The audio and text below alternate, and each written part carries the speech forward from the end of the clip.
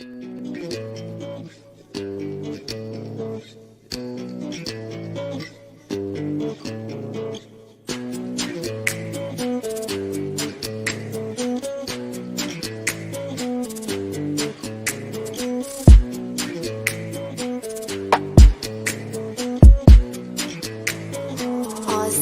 production.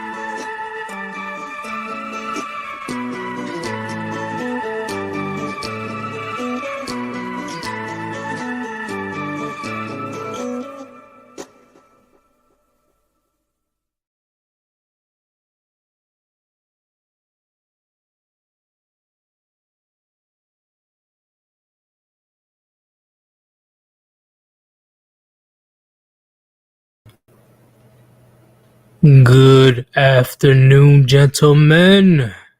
It is your boy, Sir Yeetus. Welcome to episode 180 of Yeetus' Thoughts. Put a 1 in the chat if you guys can hear me pretty well. Just to make sure, so I don't go on a whole rant and you guys don't understand me. Put a 1 in the chat if you can hear me pretty well.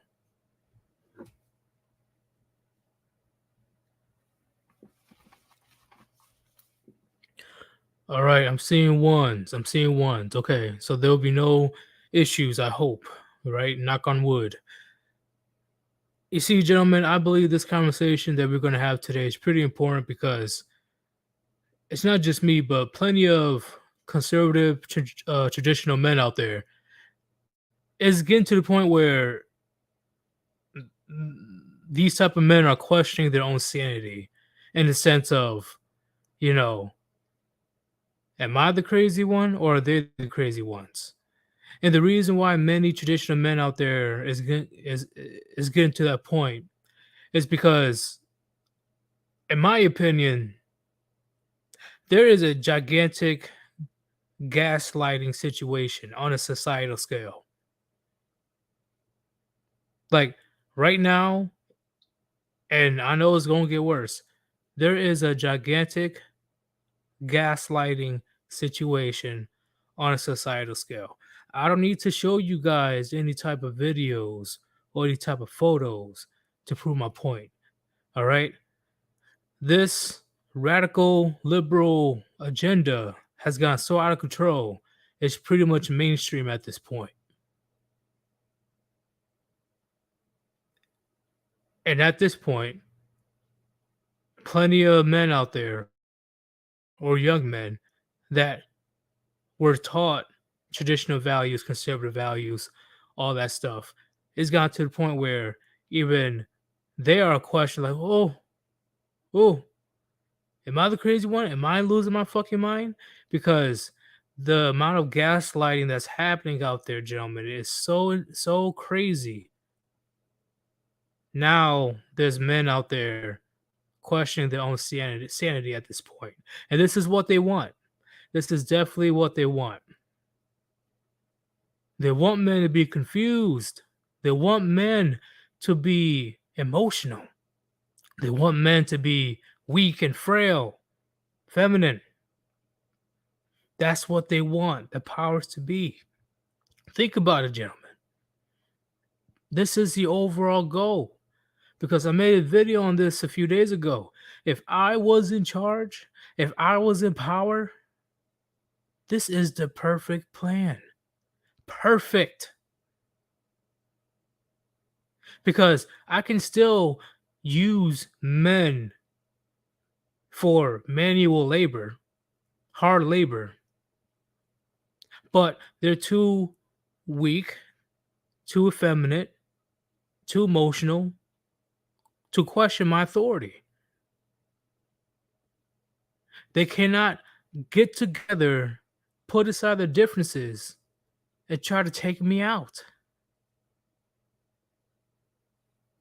This is what they want. And it's working. It's working at this point.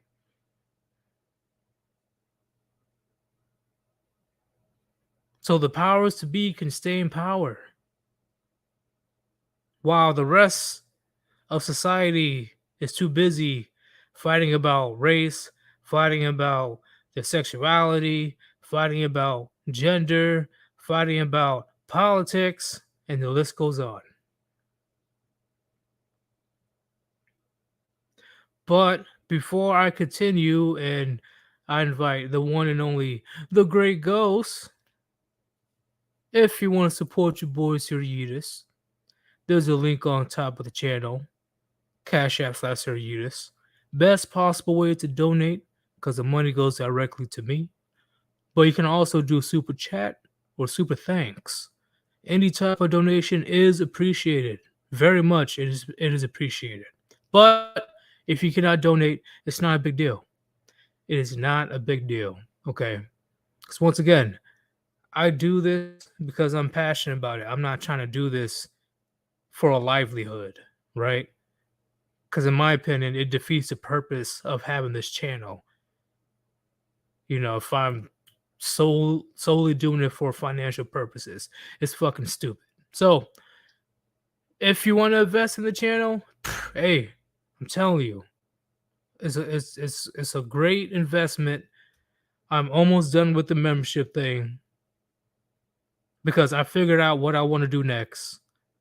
I've noticed a lot of my audience, they're kind of floating away per se. So I'm going to be doing something new. I'm going to be revealing it this week. I can't wait to show you guys. But if you're just here to listen to what I have to say, that's fine too. No big deal. All right. Let me invite the one, the only, the Great Ghost. What is going on, man? Good evening, everyone. My second appearance of the night. Yeah, man, you threw me off guard when I saw you on Hammerhand. I'm like, whoa. Let me get my actual image up there. Okay. Double duty. Oh wait, hold up. Give me a second. Let me bring back the old. Let me bring that back. Hold up. I got y'all. I got y'all. Bam. Look at that. Look at that. Yeah, I brought back the campfire. Yeah. But how's life, Gray? What's going on? Well, honestly, pretty good. I got been sorting some stuff out. Past couple weeks, been offline, a lot of thinking to do. So, gonna try to get a bunch of stuff organized and hopefully turn a bunch of that into content for you guys. I've got some ideas for shorter YouTube stuff, and I definitely want to schedule some time, ideally this week, to talk about AI art because there's a lot to go into on that. So hopefully I'll be able to get like a couple guests somewhat passionate either in the AI sphere or the artistic sphere or both. Oh, so you guys are talking about art. I thought you guys were talking about straight up AI. I'm like, they're gonna kill us all. They're gonna take over humanity. They're gonna make us their bitches. Like fuck. It's pretty interesting how quick technology can advance, and once they become self-aware, we're fucked. That's honestly a larger discussion, like the potential with AI, because I think that the Terminator and the Matrix, they kind of give AI a bit of a bad name. I believe it's possible in the future to the point where I'm not saying they're going to act exactly like us, but Just think about this, Heat. Who would you rather have in charge of humanity? A self-aware AI or the current shadow regime? Touche. That's an unfair comparison, but yeah, I'd rather have the AI. God damn it. Fuck. You're right. Okay, I'll give you that one. It's bro, our shit is so fucked right now when it comes to Capitol Hill. Like you heard about Kamala Harris talking about North Korea is our ally. Like what? What? No, I endured that. Yeah.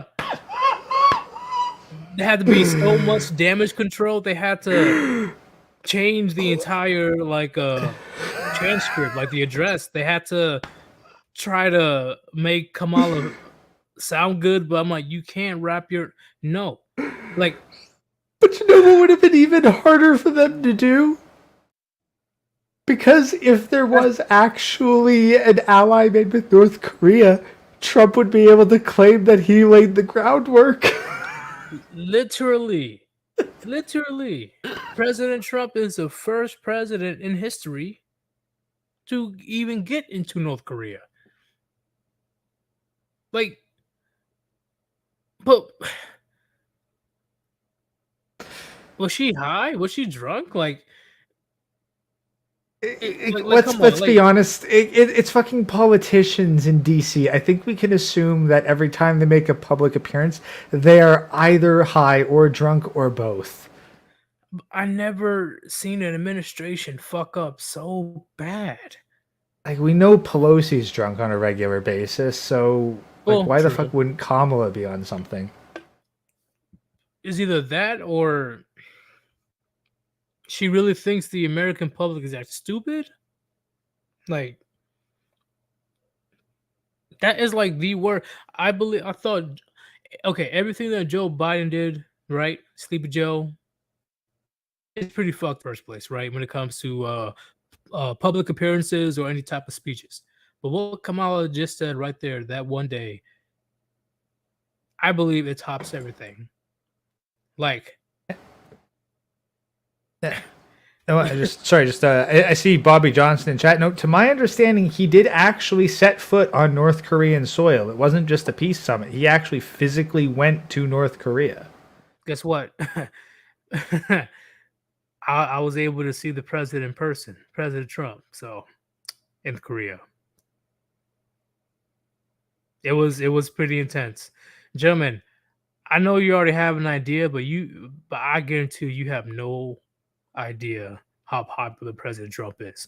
All that bullshit, all that, Twitter warriors getting pissed off, they're just an echo chamber. They're the minority, the very minute group of people that don't like Trump.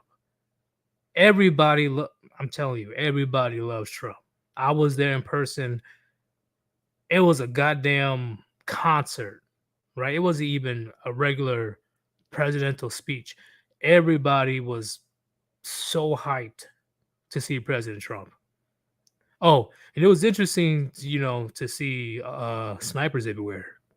I'm like, "Ooh, this is interesting." Yeah, I'm like, there's your fucking military history showing you. This is like everyone goes like, I'm gonna go see President Trump, and Yeetus is like, ooh, there's 1 sniper, 2 sniper, 3 sniper, 4 sniper. It's I shouldn't be surprised, but it was shocking how protected the president was. Like, man, it's almost impossible to get close. Like, wow. Like, they don't fuck around when it comes to security. And I don't know why people... Oh, what's up? I'll be kind of honest, though. Like, the snipers work to a certain extent, but there's got to be a threshold of closeness. I mean, like, if you're within 5 meters of the president and you start to do shit, surely to Christ, they're not going to rely on snipers to stop that for fear of collateral damage. Oh, there was definitely Secret Service in the crowd. Yeah. Like, pretending to be part of the crowd. Like, yeah, like that's the thing. You need response levels at multiple layers, but I'd say that your risk of getting taken out by a sniper decreases the closer you are to the person of interest.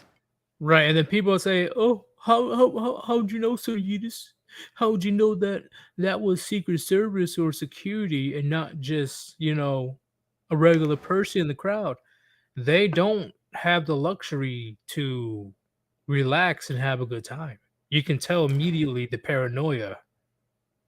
Yeah, like if it's in a that's the thing. How do you tell Secret Service? Like, quite simple. They're the only people in the crowd who aren't looking at the president. Pretty much, yeah. You kind of, dumbed it down. You made it very simple. Yeah, you're right. Like, that's the thing. Like, just kind of the rule of thumb. Like if you were going to a Kiss concert and you see one dude who isn't cheering and singing along and is constantly scanning the crowd, yeah, that guy's probably not there for the band in the same capacity as the fans. Agreed.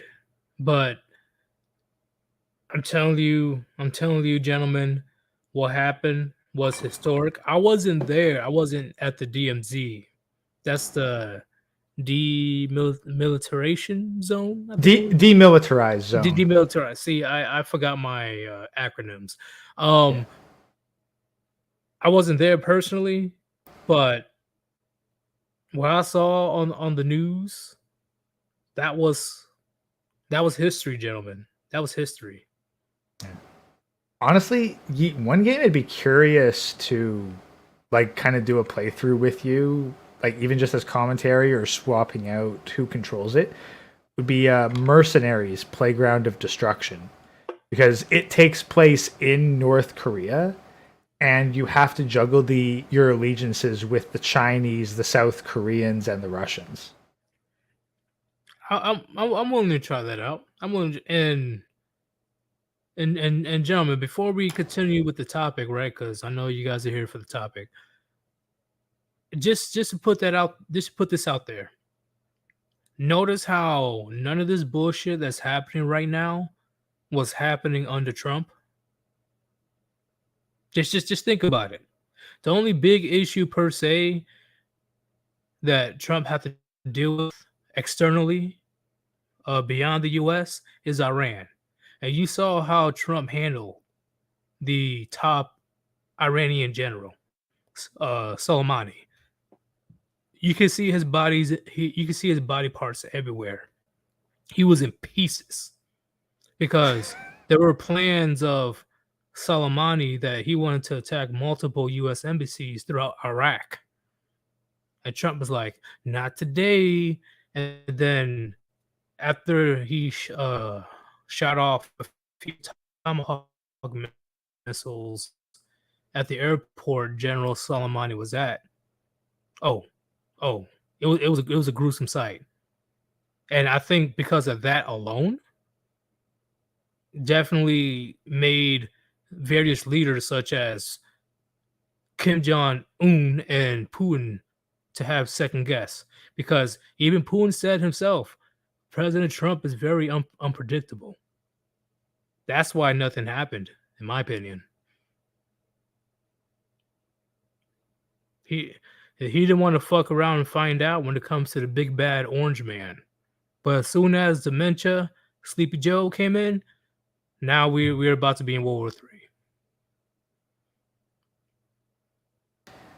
Yeah, Just and saying. like, what? And here's the thing: like, there's so little confidence in politicians or the news cycle that as soon as I like overheard because the news was playing in another room, the U.S. government categorically denies any involvement in the destruction of those underground pipelines. I'm like, oh, all right. Well, there's a pretty decent chance that you did it.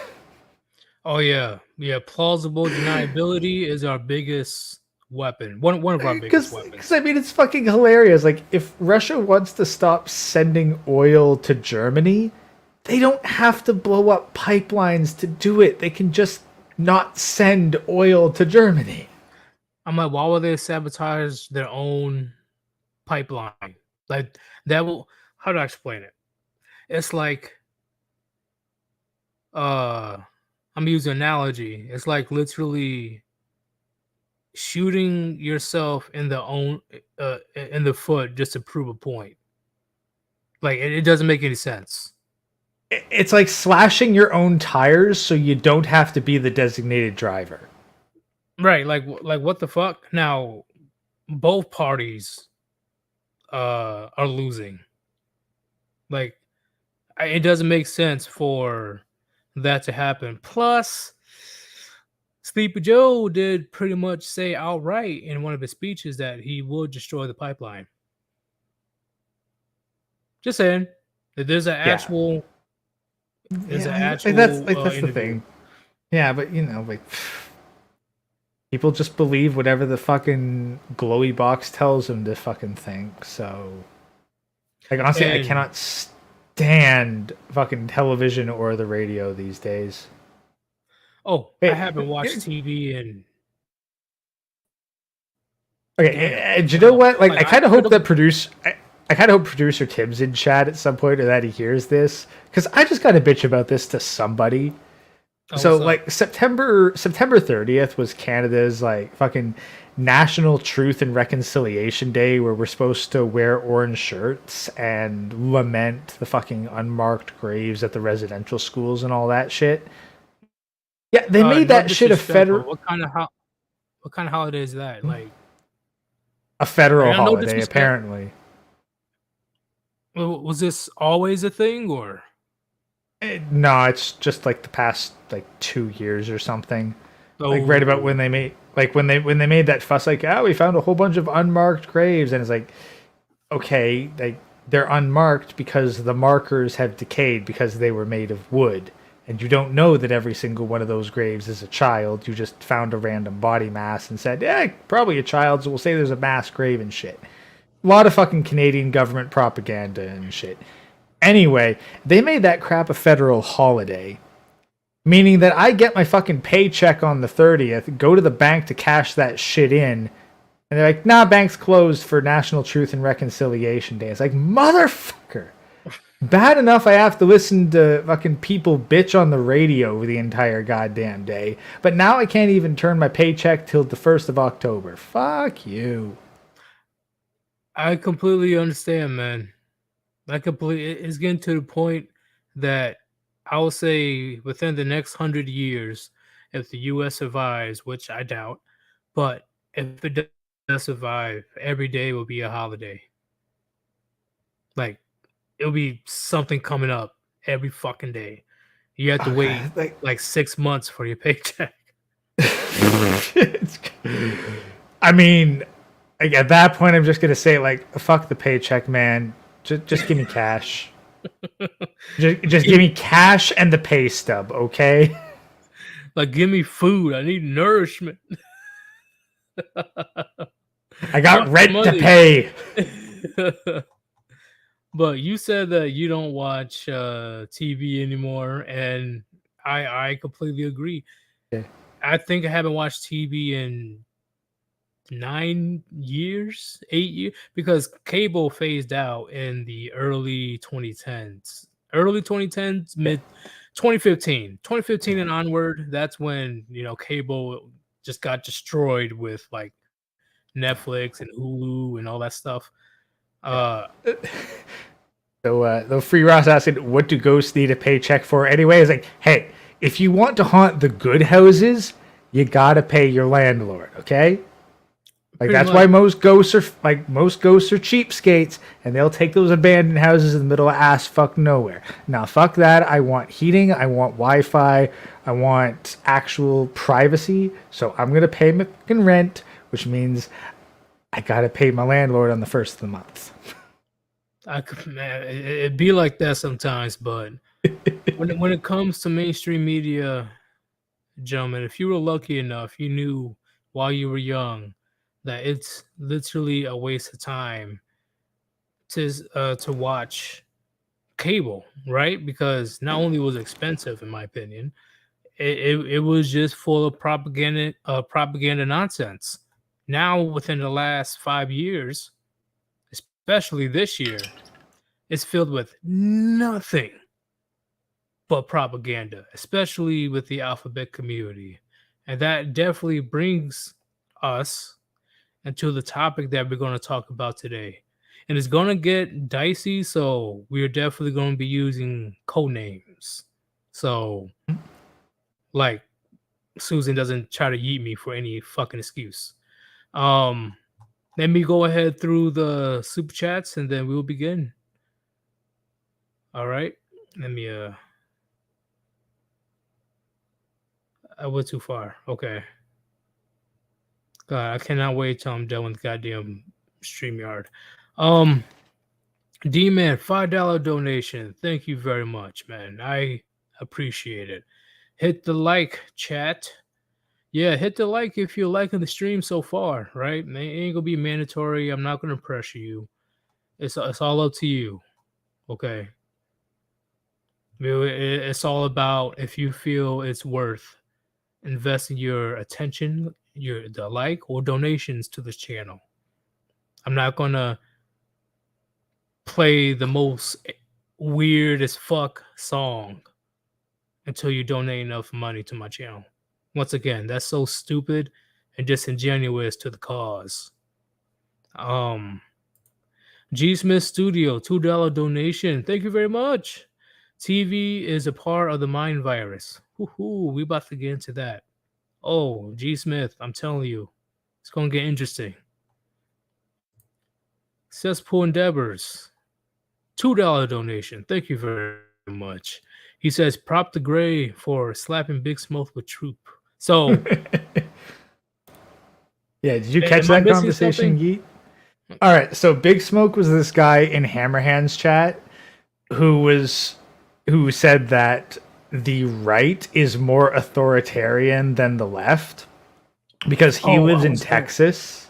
Yeah, because he was in Texas and he got busted for driving with marijuana in a school zone. And so he can't like vote or have gun or legally have guns because he has a criminal record.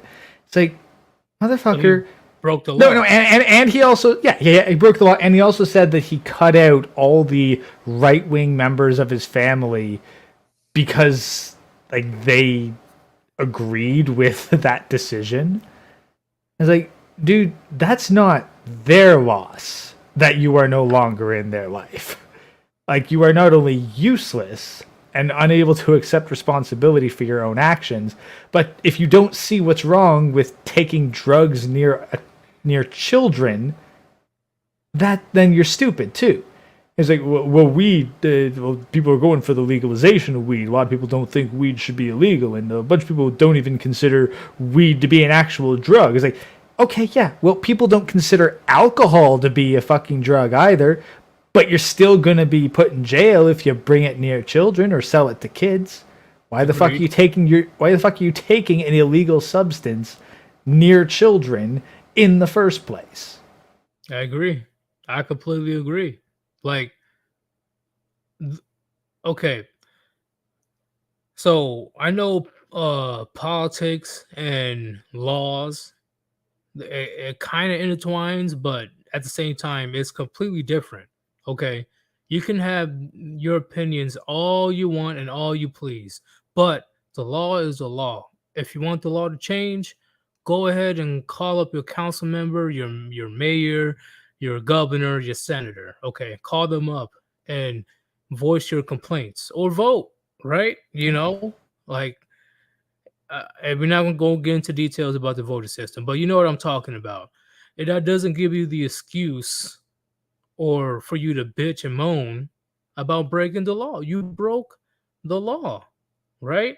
And it's not some unjust law saying, "Oh, you got to spend 3,000 years in prison for having an ounce of that devil's lettuce." No, don't bring that stuff around kids.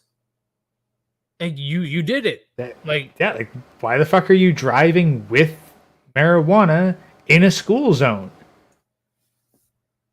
why you mad? Oh, you fascist, you conservative motherfucker. Like, what? Because Why what excuse does someone have? Like, look, who the hell is driving around with marijuana near a school unless they are dealing to someone? Because guess what? Like, when you buy marijuana, you don't go to someone else's place, pay, and pick up your weed. No, that shit comes to you. You're not driving with weed in your car unless you're either a fucking idiot or you're dealing. And if you're dealing in proximity to a school, they have no reason to think, oh no, he's absolutely going to be dealing to adults. Like, no, you're driving near a fucking elementary school. There is a non-zero chance you're dealing to fucking kids. I'm going to address the super chat, and then you have a question. This stream is getting me through a leg day right now. Hey, nobody likes leg day except for weirdos, because leg day is no joke, you know. But hopefully, you're hitting them squats, the lunges, the calf raises, all that good shit. Which one is the worst? Oh, well, I wouldn't consider deadlift a leg day. I'll say it's lower back, but you know what I'm talking about. No, I say deadlift is lower back. I can see how it might be considered leg day because it's kind of part of that chain. But yeah, I consider squats far more leg day than deadlift. Oh, of course, squats is the pinnacle of leg day. And gentlemen, there's a big difference between lifting as much as you can or lifting as long as you can, right? Because there's a gauntlet when it comes to leg day that I used to do when I was in the military. We don't get no breaks, and the weights weren't too heavy. It was heavy enough to where you can feel it, but you have to do squats non-stop. But then you have to go to a different station, and you got to do squats with kettlebells, and you got to go to a different station. You got to do calf raises on a machine or on your own. Then you have to go to a different state. Leg day is no joke, and I'm traumatized. Never again. Fuck that. Do you know how hard it is to walk from your barracks room to work? Like, fuck that. And at the time, I was only a private. I didn't even have a car yet, per se. And I'm here looking like a baby deer trying to get to work. Fuck that. You know, it's good for your legs, but I just didn't like it. You know, I don't got skinny legs. Don't get me wrong. Like I got some. You know, you can see the hammies or the gluteus maximus, right? But I'm more of a upper body guy. The lower body, nah, fuck all that. I'm good. You had a question, Gray. Yeah, what's the question? Do. He was asking why was he pulled over in the first place? He didn't say.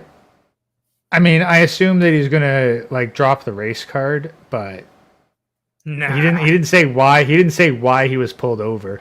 I'd say honestly, like for all I know, he was fucking speeding in a school zone. They got pretty restrictive, but no, he didn't say. He got pulled over in a school zone. He had weed, and because of that, he can't vote or legally have guns. And so he's pissed off at the right wing because of that. And he cut off all his right wing family members, probably because they said, "Hey, you were a dumbass and you deserved it." Yeah. A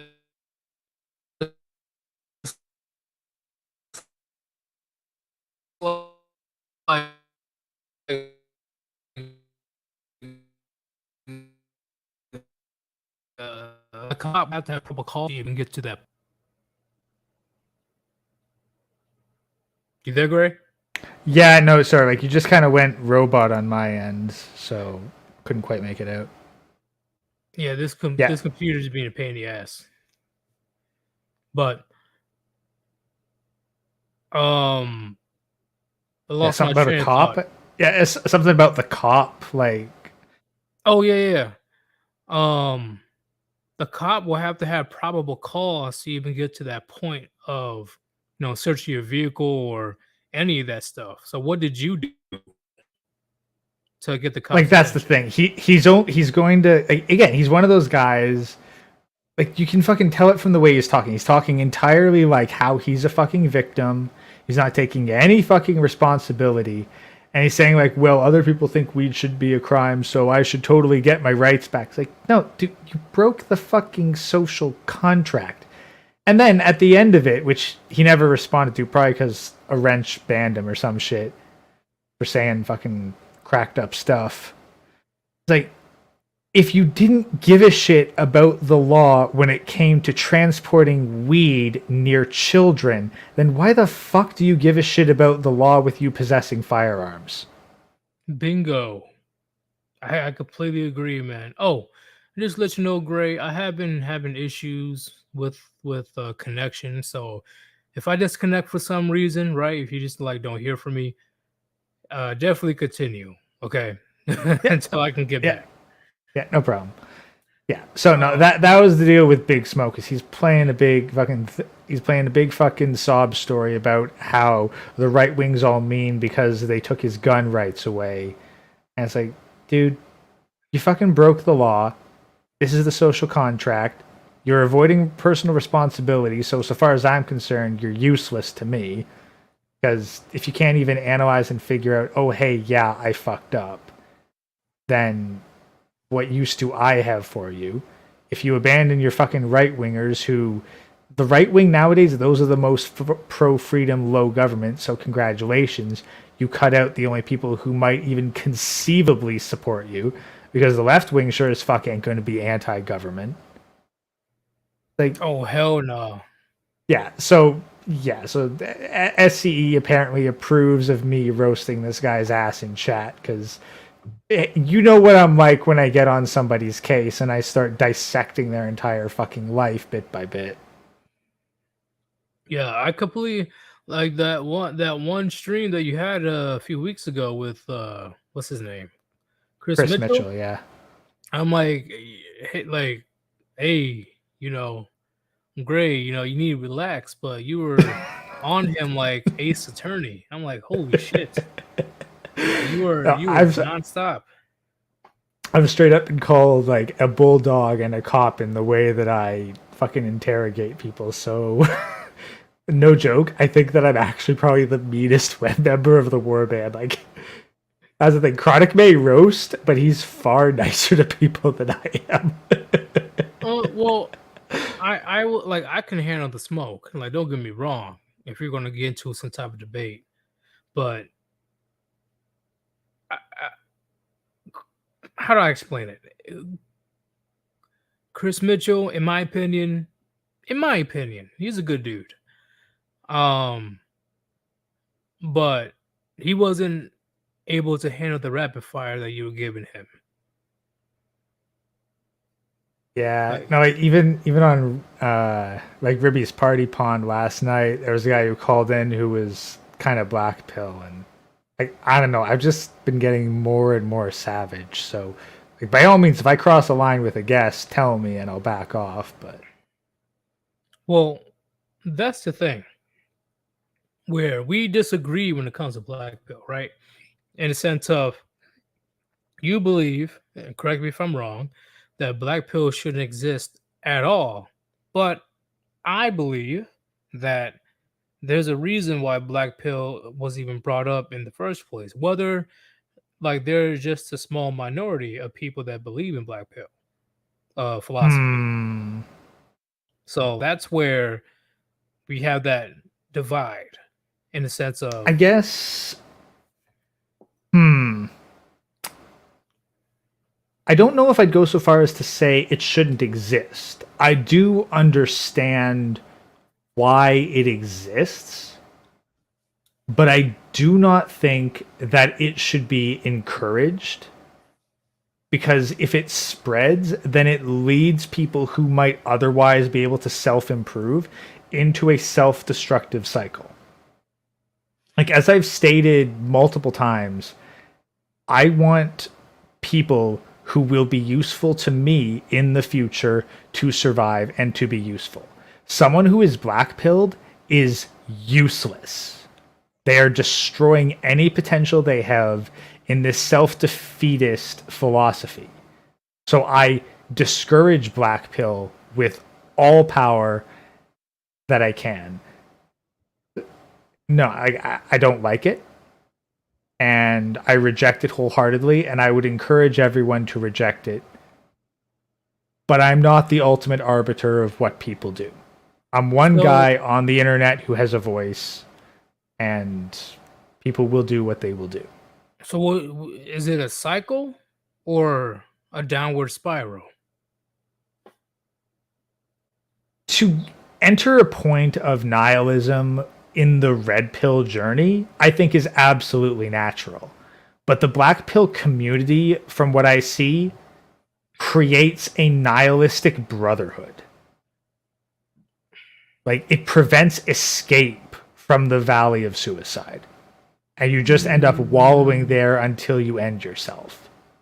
Well, you're not wrong. I agree. You're not wrong. So that's why I despise it. I do understand that there are some people who are absolutely fucked, and that they're not going to accomplish the goals that they want. And I'd like them to have other goals that they can actually accomplish. But I'm not going to waste my time and energy trying to save people who don't want to be saved. If they want to wallow in misery and take self-satisfaction in their misery, okay. Whatever. You're not a person that I can save, so I'm not going to waste my energy. But that's where I remember we had that miscommunication, because I was only saying I understand why the black pill exists. I understand why that minority group of people that truly were dealt a bad hand in life, like very bad, like pretty much since birth, like they dealt with setbacks throughout their life when it comes to physical problems that hinders them in the dating market. Yeah, and I get that. Yeah. But as we reiterated, a bunch of them want something that doesn't exist. They want to be loved for their personality, and that's just not how human beings work. I agree. I completely agree. And it's the propagation of, yeah, this is right, just fuck everything. Don't try to improve yourself. Don't be fit. Don't stack your cash. Don't do anything to improve your long-term survival. Just accept that everything's fucked. And this particular guy on the party pine, like, he said that his strategy was to become cuter, so that because people treated him better when he was docile and cute. And after he jumped off, I said, like, okay, well, if that's your survival strategy, then you're basically saying that in a post-apocalyptic survival scenario, you're renting out your ass because there is no other way anyone's going to find you useful.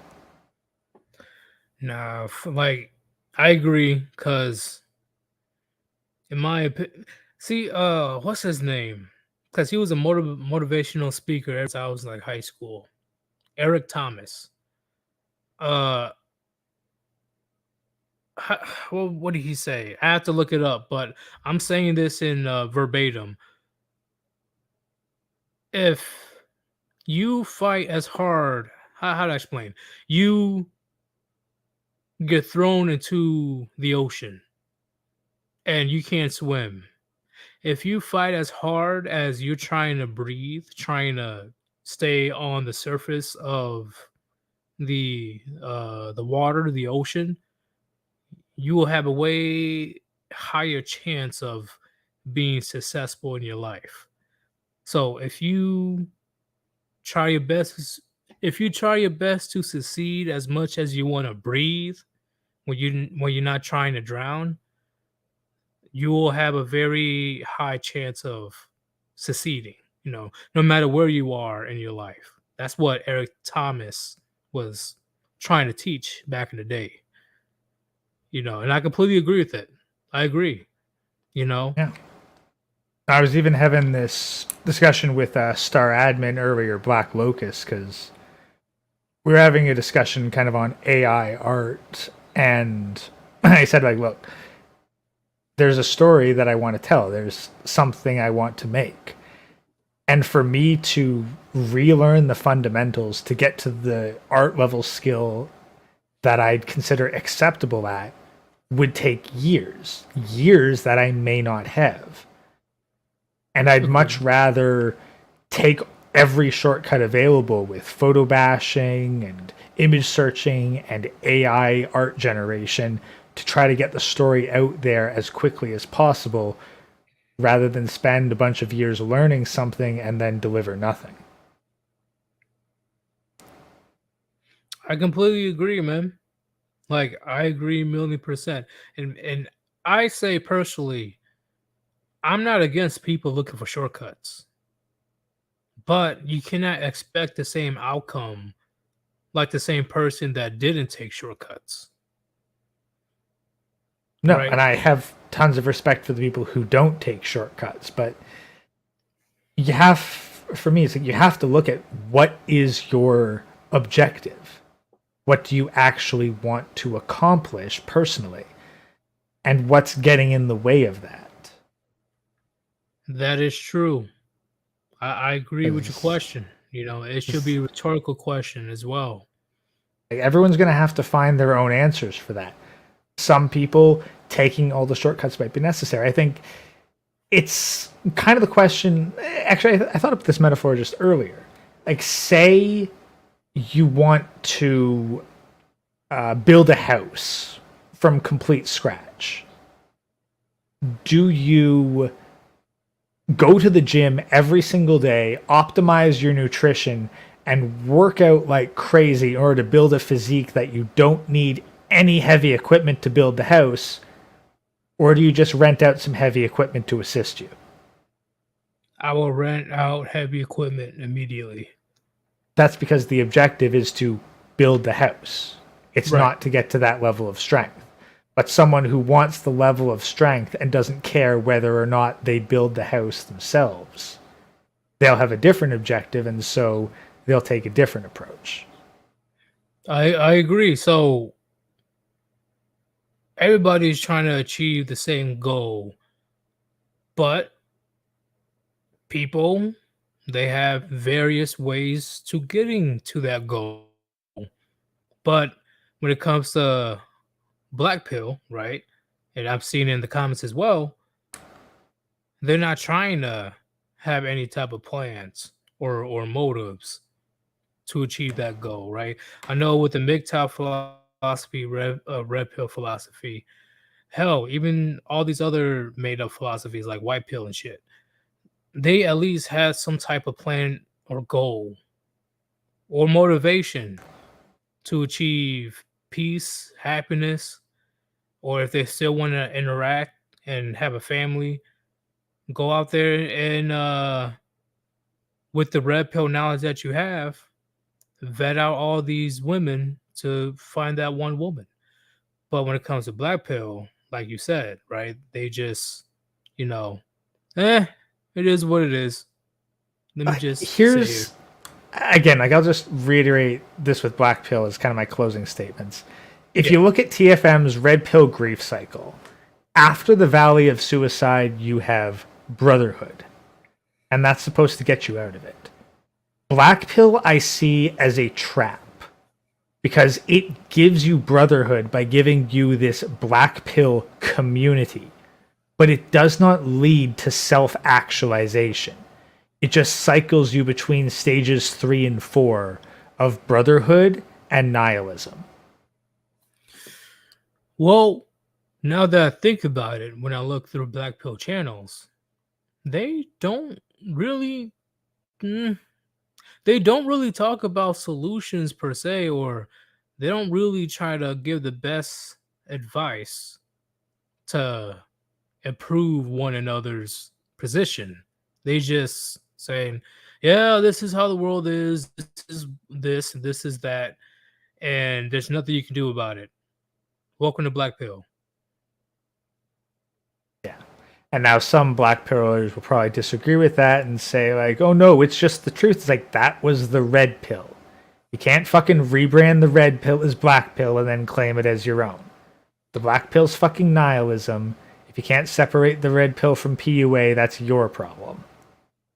Yeah, that's very annoying how they did that. I'm like, that's literally the entire point of the red. Where do you think the red pill analogy came from?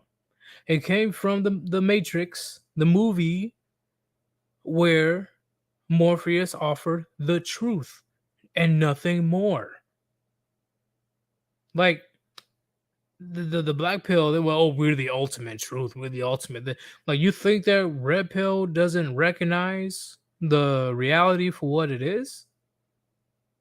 So I do agree with you, Gray, when it comes to the fact that the big difference between, red pill and black pill, red pill, they're still pushing forward to navigate through this new world that they woke up in, right? This new way of life, this new reality. And they try their best to figure out the best possible ways to be successful in this reality that they woke up in. But when it comes to black pill, yeah. Sucks to be I'm you. fucked. I'm fucked, so why try? In fact, trying actually supports the system I hate. Like, seriously, this guy on, like, Ribby's Party Pond, which, quite frankly, I'm sure all of you are subscribed to Ribby, but, well, if you're not, you should probably check out his stuff. Yeah, he's a big dog. Yeah. But, like, this guy was basically saying that getting fit and stacking cash was just being a slave to the system.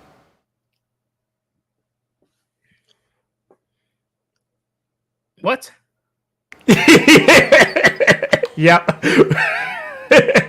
I had to process that for a second. Yeah, I know.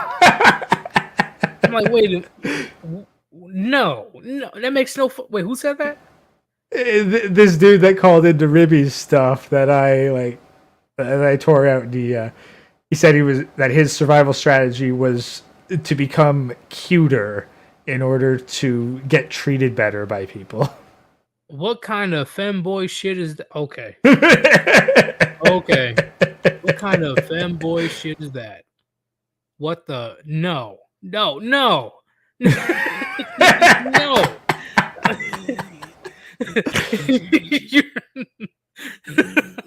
You're not gonna be able to on- buy. You're gonna be able to buy that bussy for a hand sandwich in 10 years. Oh, hell That's what Black Pill is recruiting right now. That's the thing. Like the way he was talking, kind of sounded Black Pill because like he came into Ribby's chat as a hater, and that was his basic argument that like saying that getting fit and stacking cash will get you women is just playing into society. It's like it's a fucking benefit, but you know, you don't have to fucking flaunt your cash around. You can wear fucking bulky secondhand clothes and like women will still not give you the fucking time of day. But if you wanted women, getting jacked and stacking cash is a way to do it. That's been going on since the dawn of time. Even though we didn't have money, there's resources. That's literally how men are able, well, one of many ways of men to clap cheeks, right? Look good, like look at my delts, look at my triceps, look at my gluteus maximus. Like you're at like basically you get like come on, it's mate selection. You're advertising two things. Number one, you advertise how good your genetics are by maximizing your looks because people can't like women aren't going to do a fucking DNA test on you and analyze it to see what the fucking quality of the offspring are. No, biology ain't evolved for that. Biology is evolved for women to look at you and judge your genetics based on your appearance. Like you could have amazing fucking genetics, but if you eat like a fucking slob, yeah, you're not going to be able to advertise yourself effectively. The same way as there's amazing products out there that have shitty fucking advertising and no one cares to buy them. And number two, resource gathering. Women want to be looked after because a man that can look after them can probably look after children and propagate the genes. So you having an abundance of resources, i.e. being rich/wealthy, shows that you can care for a wife and children. You having a good physical condition advertises that you have good genetics to ensure a healthy offspring. Women are hardwired biologically to pursue those, but they only understand that as feelings. They don't understand the objective reality behind them. I agree. I completely agree. I'm looking at this comment right now, and we can both answer it right quick. Keegan, Black Pill, they're just noticing how fucked everything is. How you deal with it is a different thing. No, that's Red Pill. That's Red Pill. Red Pill awareness is noticing how fucked everything is. Black Pill is choosing to say, fuck it, I ain't gonna do shit about it. Yeah, that's a Red Pill definition. Yeah, like fucking Black Pillars are co-opting Red Pillars to try to make it their own thing because they don't have any actual original beneficial thoughts for men. Black Pill is not objective truth, okay? It didn't get there first. It doesn't get that definition. If you deem Black Pill to be that definition, please tell me what you believe Red Pill means. Guaranteed they think Red Pill is pickup. Guaranteed. They think fucking Andrew Tate and Anthony Dream Johnson are fucking Red Pill. He has a better definition. Where is it? Bam. The Black Pill motto is "Woe be unto me." I agree. Yeah. Woe is me. My life sucks. I'm not a 10 out of 10 Giga Chad, and I never will be. So fuck everything. I'm just going to do whatever the fuck I want. And you know what? That's fine. It is fine for you to just go, you know what? I'm fucked. So I'm not even going to try. But dragging other men who could actually make something of themselves into that, that's where I find the objective. Like, if that's your personal way of looking at it, okay, fine. I don't give a fuck if you die. But every man that you drag into the gutter with you is a potential loss for my future, so I object to that. Pretty much. And I'm going to address this right quick. What's going on, Bane? It's been a while. He says, should we be resilient like Honey Badger? I do not know who Honey Badger is, but... Oh, no, the Honey Badger is a creature that has apparently a hide so tough that lions can't fuck with it. Oh, like the meme is like honey badger don't give a fuck. It I will thought he take meant on the something. YouTuber. I Yeah, thought no, he no, meant. no. Oh. No, honey badger's an animal. Like honey badger don't give a Oh, fuck. yeah, I know what a honey badger is, but I thought he was talking about a YouTuber.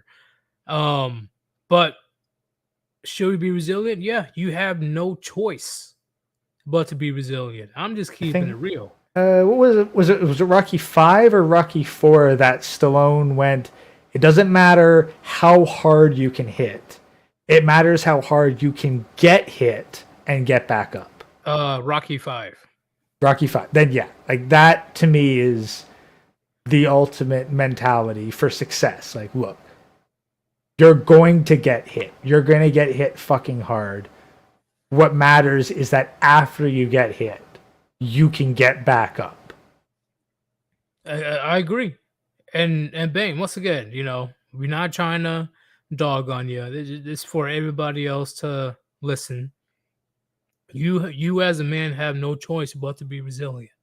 If you choose to cower and get to the feeble position and just accept what's coming to you, it's over for you.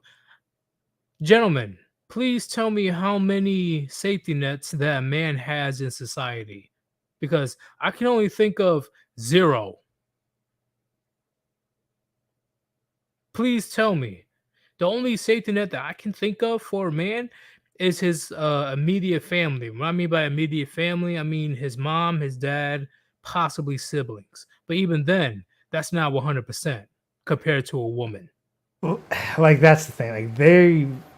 I've seen some men with safety nets. There's currently one that I have to deal with on a semi-regular basis, and quite frankly, the only reason that he is permitted to act as he does is because he's technically better than nobody. But like that's Does he have it. the You Chad still genes?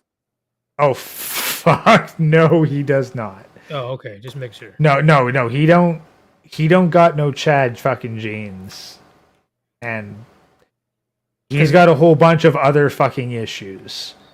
But the only reason that he is still permitted to be as he is because he can still provide more value than nobody at all. I agree. Like he can do something. Like he might fucking half-ass it and everyone fucking despises him, but he is still technically better than nobody. I agree. And Bane, like once again, like there's only select few men that can get away with just doing whatever, right? Or they know they have safety nets. Chad, Tyrone, Pookie, and Ray Ray, they always have safety nets. They're gonna have these strong, independent, empowered career woman going to date a fucking hobo, a homeless man, because he has supreme genetics, right?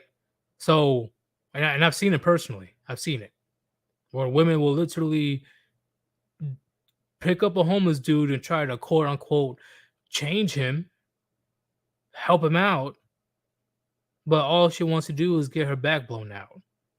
But besides those group of men, majority of us, we are fucked if we are not resilient like a honey badger. It's the way, it's just how life is. I know it sucks, but at the same time, I'd much rather have this lifestyle as a man than to deal with the crazy, chaotic nature as a woman. I much rather. That's the thing. What's up? To every man in the chat, you really ought to be thankful.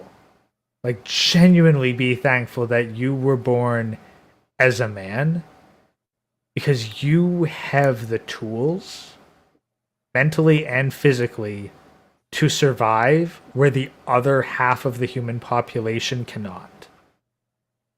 And that is freedom. Freedom that the quote unquote fairer sex will never know. Well, give me 1 second. I gotta address this right quick. Da, da, da, da, da, da, da. Unless Carry On is talking to. Hey, Carry On, what do you mean by what the fuck you talking about? I'm not like you guys. Explain Carry On because I don't think we're explaining properly if you're confused. So let me know. But let me go back to cesspool. Yeetus, you went into battle knowing that you were already dead. The fact that you made it out shows that you can move past nihilism to lead a productive life. Yeah, I completely agree 1,000,000%. Anything beats dying or death, right? Because I'm gonna quote some Mortal Kombat shit, right? But there are fates worse than death. There I are mean, fates worse than death. to be honest, if you like I was saying, if you had to choose between, like if I would bet every man here, think on this for a second. If you had to choose between dying right now or being alive for all eternity, but you are on fire and can feel everything, I'm pretty sure you'd all choose death. Well, damn. Like fuck yeah, I'll rather die. Like Yeah. that went from one extreme to another. Like that, I just provided the extreme cases. Like, look, everyone thinks they want to live forever until they realize that means that there's no escape from being on fire. I don't want to live forever. I'm not afraid of death. I'm not afraid of death, and a lot of you gentlemen in the chat, you shouldn't be afraid of death.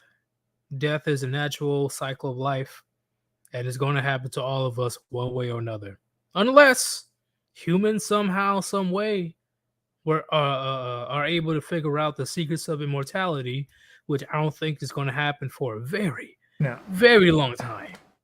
Honestly, the third Prince of Persia game, well, not the third one, but the third one in the series, The Two Thrones, that one had a very good quote for the final boss fight. Immortal, perhaps, but not invincible. Yeah, I agree. A lot of people that want Like to live even if a forever, human gets to the point where like they might not die of natural causes, there's still unnatural causes. We're not going to find something that can survive being like having a nuke drop on your face. or There's get thrown always into going a to be volcano. there's funny thing about that actually.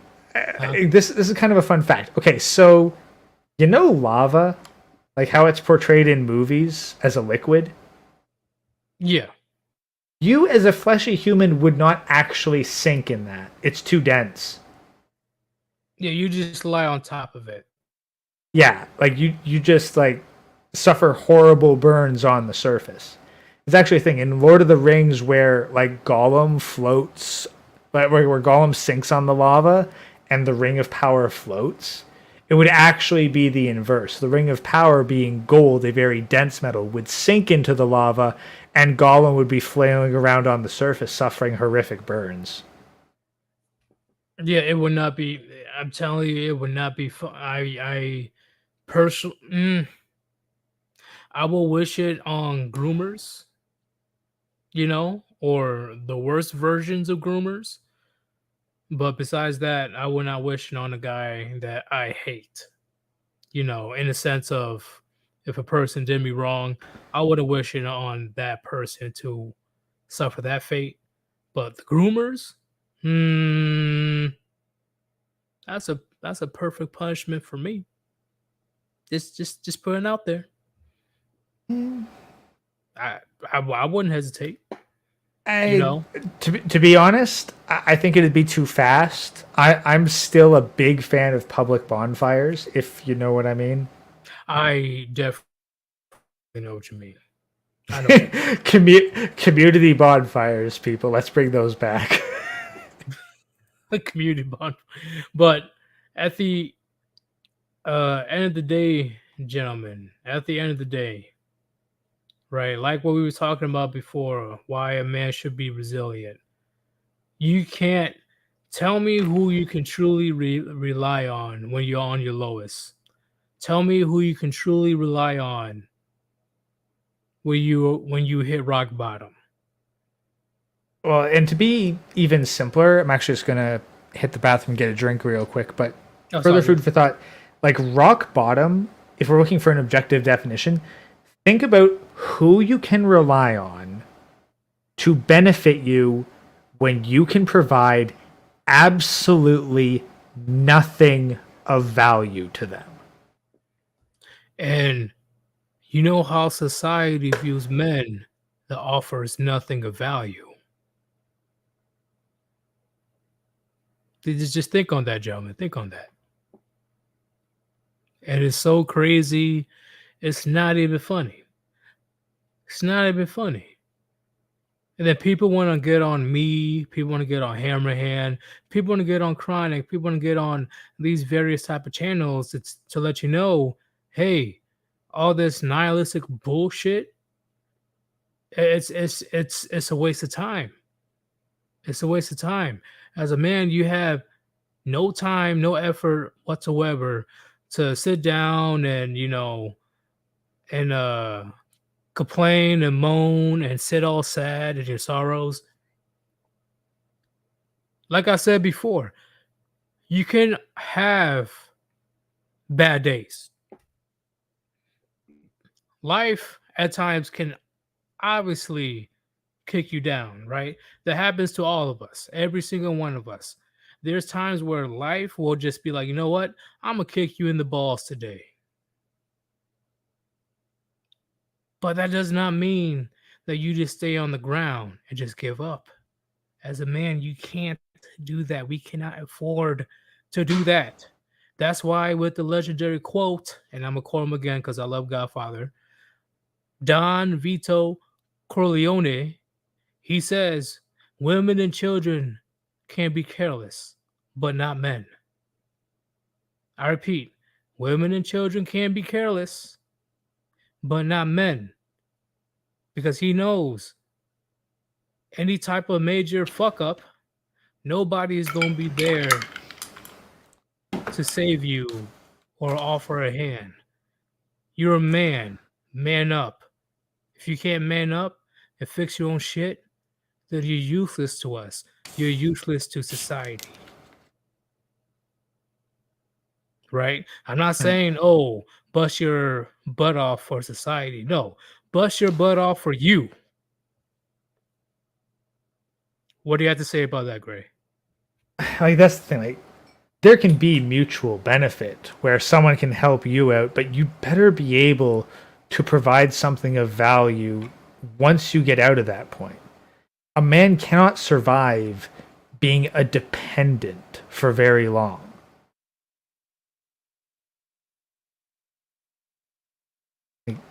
There's a trade-off. We're expected to provide a return for someone else's investment in us. Even a woman, to a certain extent, it's expected the same of her, but her returns are usually far less tangible. It's either A, done with the biological, if not conscious, expectation of reproduction, or even for some kind of emotional validation return, which a lot of older women seek to exploit since they can't provide children. But men, if you are trying to rely on just the goodness of someone else's heart, you're going to find very fast that that's in very short supply. Because if you have nothing to offer but making someone else feel good for helping you, then you're going to lose out to someone who can offer the exact same thing and provide a tangible benefit. Agreed.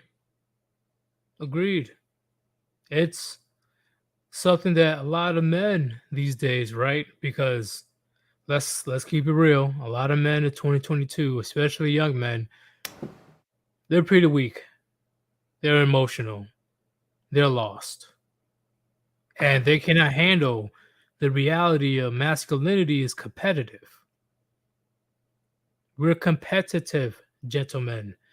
We're not on that collectivist bullshit that women / liberals have. That participation trophy, No. You either thrive or perish. I repeat, thrive or perish. You don't have to be in the top tippity top of the food chain, but that's what majority of men are trying to get to because that's the only way that a lot of these men will be respected. That like And it's oh what's up? and now, if we're being honest, like it's not just men that are competitive. Like we are competitive in a physical sense, yes. But all you have to do is study female interaction to realize the social competition that they are undergoing at all times. It's not to assess physical fitness. They are constantly trying to screw each other over and to make the others outcasts. Oh, they're vicious. Because like every woman is equally capable, regardless of her fitness level to a certain extent, of producing children at certain ages. Agreed. It doesn't matter what her attractive level is, as long as she's young enough, fertile enough, and put on 20 pounds of makeup, she has a chance. And that's the thing is like only one female can get pregnant at a time. Supply and demand right there. Like one man can impregnate 100 females, but if you have one females and 100 men, you're only getting one baby every 9 months. That's why it's beyond annoying. And please, Gray, I'm sure you can agree. It's beyond fucking annoying with modern women. They want the top tippity dog of a person that's making at least 6 figures, right? And when it comes to the 6 figures, with the 14% of all households in America are making 6 figures, that's household income, not single income. So imagine the small amount of men that are making 6 figures or over, right? On top of that, they have to be 6 feet, they have abs, they have a schlong. Women want to bang him, men want to be him. And then she expects that very same man that has all the qualities of being Giga Chad to be monogamous. Are you out of your fucking mind? Are you out of your fucking bro? Yeah, it's like there's fucking 10 other women equally as hot or hotter than you going for this exact same dude. Why the fuck would he be exclusive with you? Because best believe if I had all of those qualities that they proclaim that they're looking for, I will never be married. I'll be on my Genghis Khan shit. I will be on a conquest to spread my seed. And what the fuck is she gonna do? Ooh, Well, and that's the thing. And they're constantly bitching about this fucking patriarchy bullshit.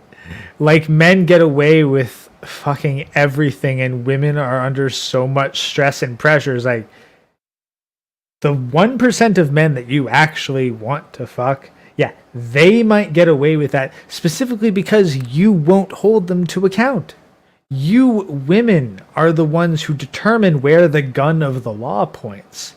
You could absolutely fuck over Giga Chad if you really wanted to, but you don't because you want his babies.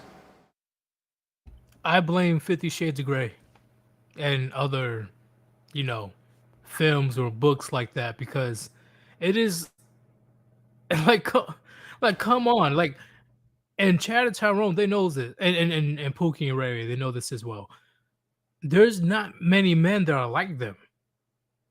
There's only a select few men that are big dogs, and the outliers of big dogs, they're even more rare, right? Let's say if the big dog is like 5'7", or the big dog is pretty chubby, they're even more rare. But when it comes to Chad, Tyrone, Pookie, and Ray, why would they want to be monogamous if women gets pissed off knowing that they're not monogamous in the first place, but they expect them to be just with one woman?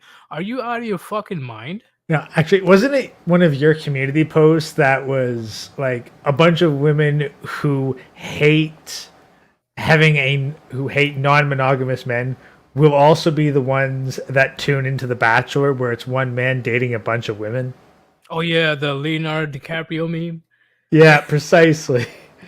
Like that's the thing. They claim not to want it, but if a man didn't have options other than them, they wouldn't consider him valuable in the first place. I agree. And don't get me wrong. I know I'm regurgitating old facts, but once again, men and women we love differently. A man can have that main woman, right? The queen bee, making sure that that woman is taken care of when it comes to finances, protection, right? But he can go out there and fuck 50 bitches and not have a second thought. He never thinks about those bitches ever again. But women, most women, they can't comprehend that, right? The only select few women understands the assignment. It's like, hey, as long as I'm taken care of, and as long as he's being safe out there, right, wrapping his willy, I'm not going to make a big deal. Well, And that's actually, a big lifestyle when it comes to athletes and yeah, celebrities. So, yeah. what you say, Greg? I think here would probably be a funny way to put it. It takes 9 seconds for a man to have a baby, but 9 months for a woman to do the same thing.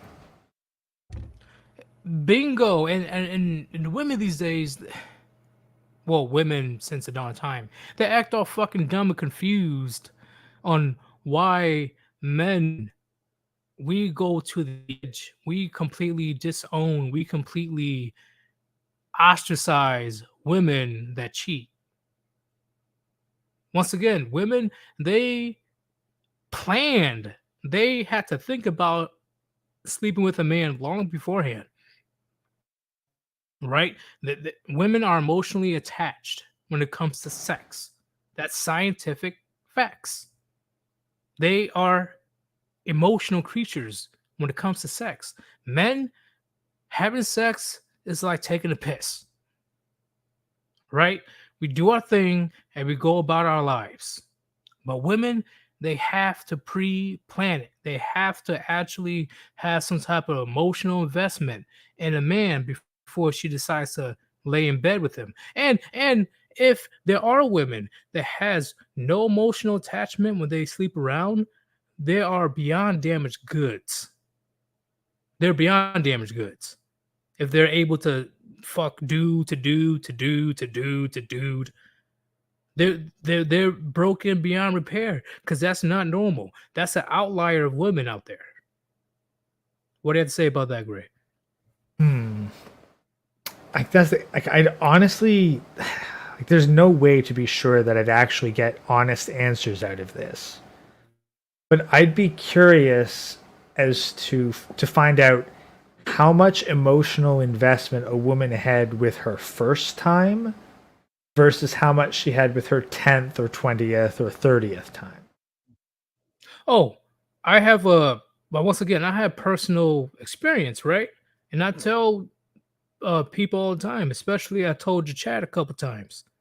The women are carbon copies of each other for the most part. I know there's, you know, variables that you have to worry about. But at the end of the day, once you talk to enough women, they are literally exactly the same. The number one goal when it comes to trying to sleep with a woman, you have to make her feel good. Gentlemen, you have to make her feel good. Emphasis on feel good. Feel good, emotional. Women primarily base their decisions on emotions. And that's to get her to want to be with you. Because keep in mind, the only reason that women are the Oh, gatekeepers I'm of talking sex about is fucking. yeah.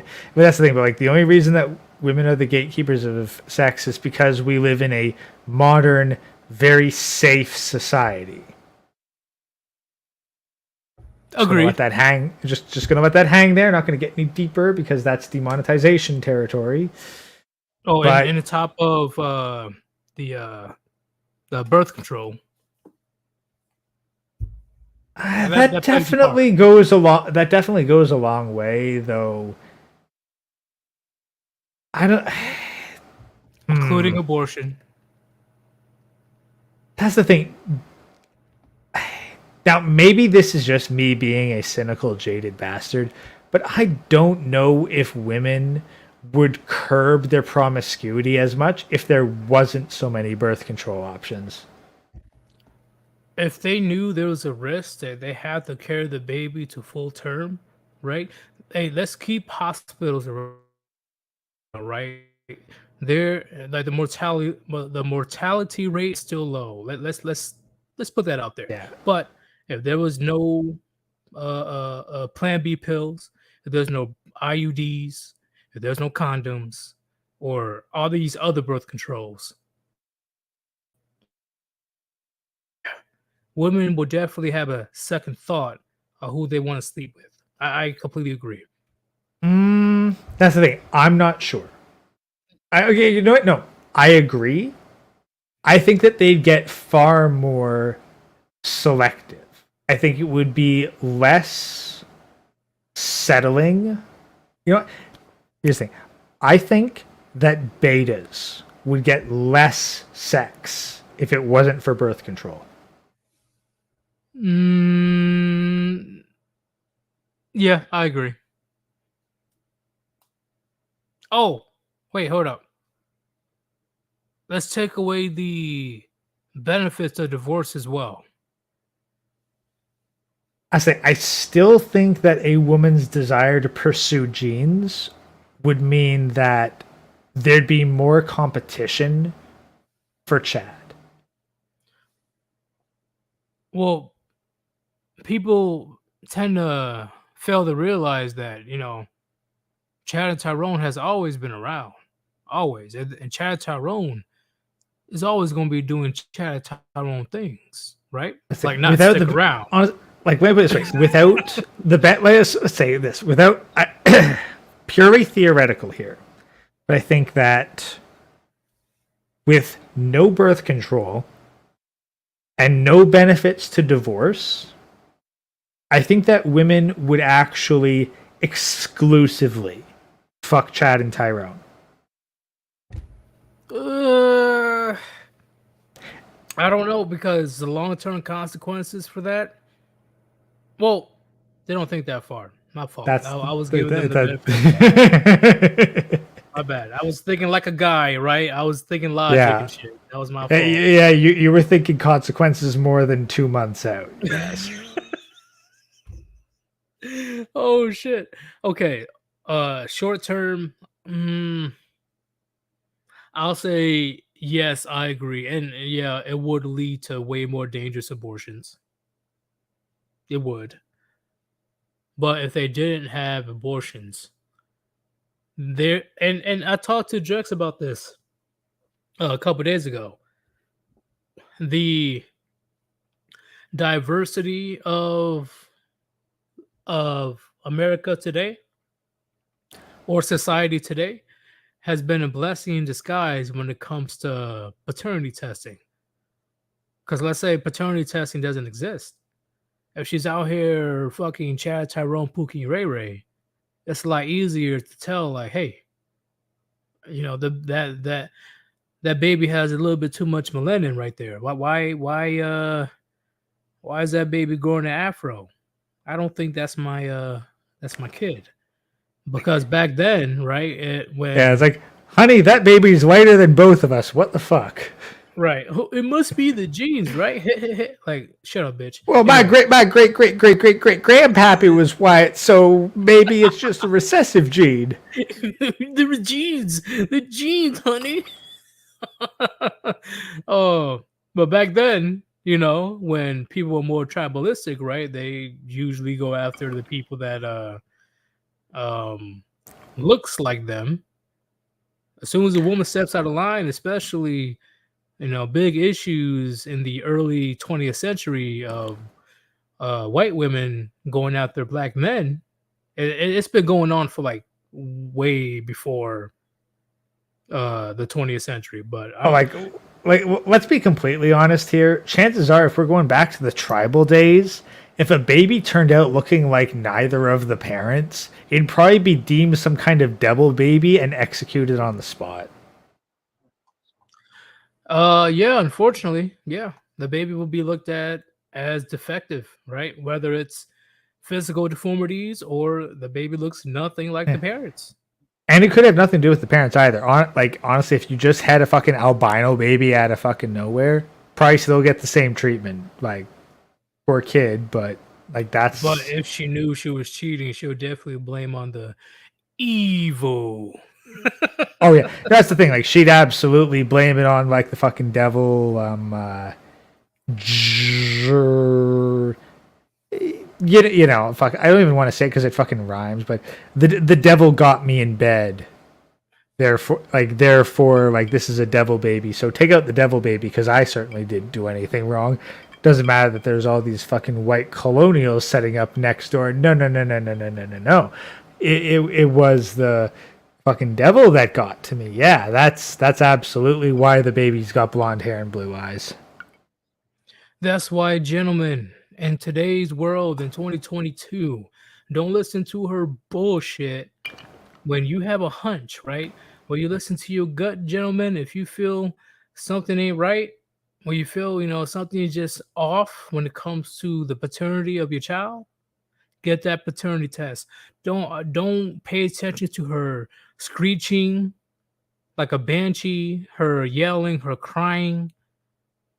First off, that's a red flag in the first place if she's doing that. Yeah. But besides that, oh, you know it's your baby.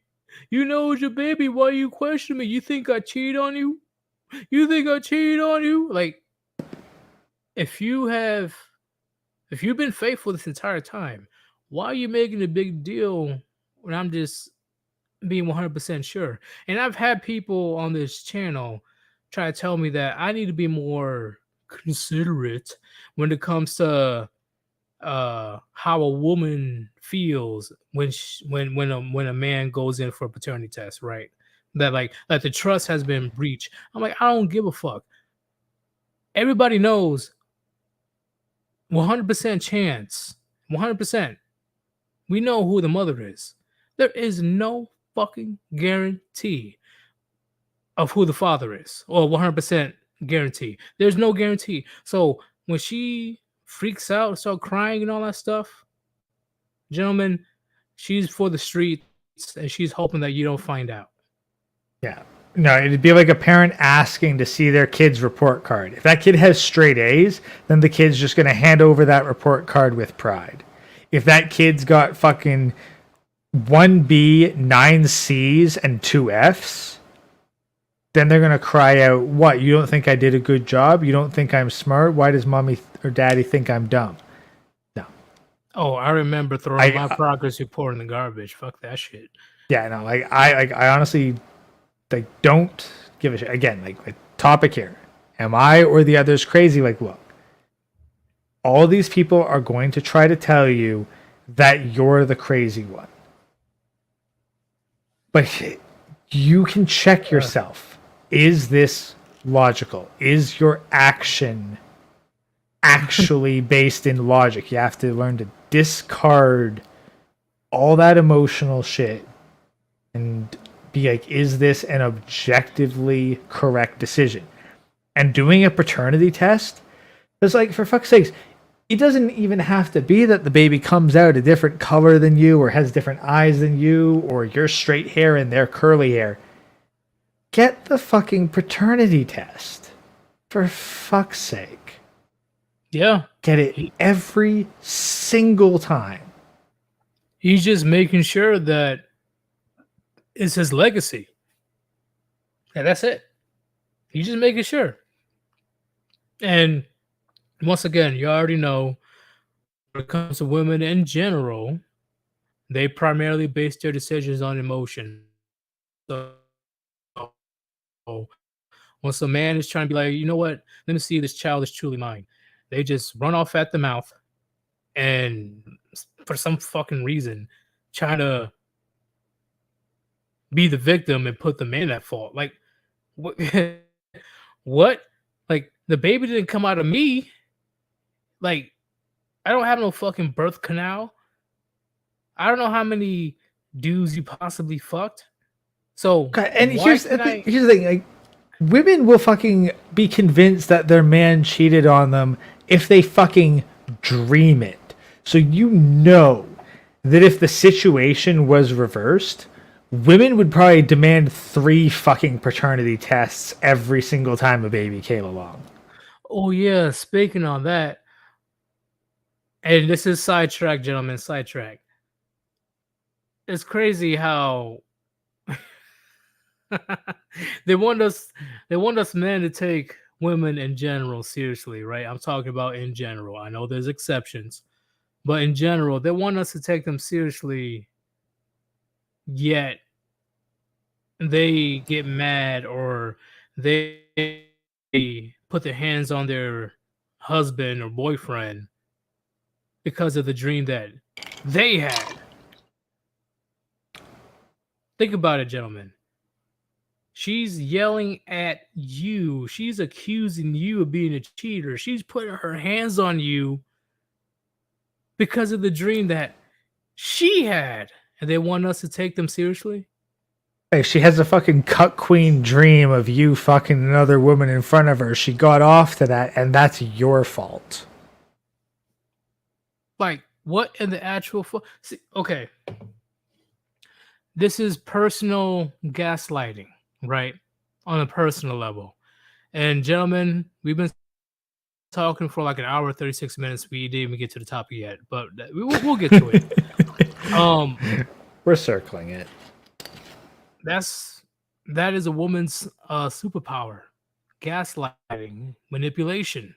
They make you question your own sanity at times.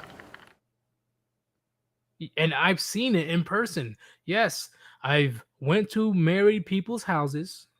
You know, a few of the men, they're friends of mine or coworkers, and I don't know why, but you know, they felt comfortable having an argument in front of me, right? You know, and I'm like, hey, bro, you want me to leave, bro? Like, hey, you know, I can, you know, come back later. I ain't trying to get to this bullshit. But they insist that it's cool. But they get to the craziest argument. But the biggest thing that I've noticed is the mega gaslighting and the mental gymnastics that the woman does on her man. And then the man eventually he loses track on his rational argument. He gets confused, and then he starts questioning himself like, wait, was I in the wrong the entire time? Now, I'm not going to butt into the argument, but I'm here saying, yeah, you were right. You were right. Like, bro, what the fuck? But that's a woman's superpower. They're so good at manipulating emotions that men are just blindsided. We're not ready for that for the most part, unless you as a man you are stoic and you're prepared for her right in the beginning. You don't entertain her bullshit. You just literally ignore her ass. Like you just literally like, whatever, or just don't say anything. Like for some reason, women equate men caring for her to how angry you get. You get what I'm talking about, Gray? Women equate how much a man cares for her to how angry and emotional a man gets. So when she's trying So she believes that a man loves her more the more she has emotional leverage on him, correct? Correct. But as soon as, you know, she's trying to have an argument or whatever for whatever reason, right? Like the dishes aren't done. And he's just like, you know, he doesn't say a word. He's like, whatever. All of a sudden, you don't love her no more type situation. But you know, I think that might reveal a lot about what a woman thinks love is. Because Can that you? to me would say that a woman thinks that love is how much power you're allowing the other person to have. So if she says, "Oh, you don't love me," what she's really saying is, "You're not giving me power over you." You heard about the survey, right? That happened, Mm. I think, a few years ago.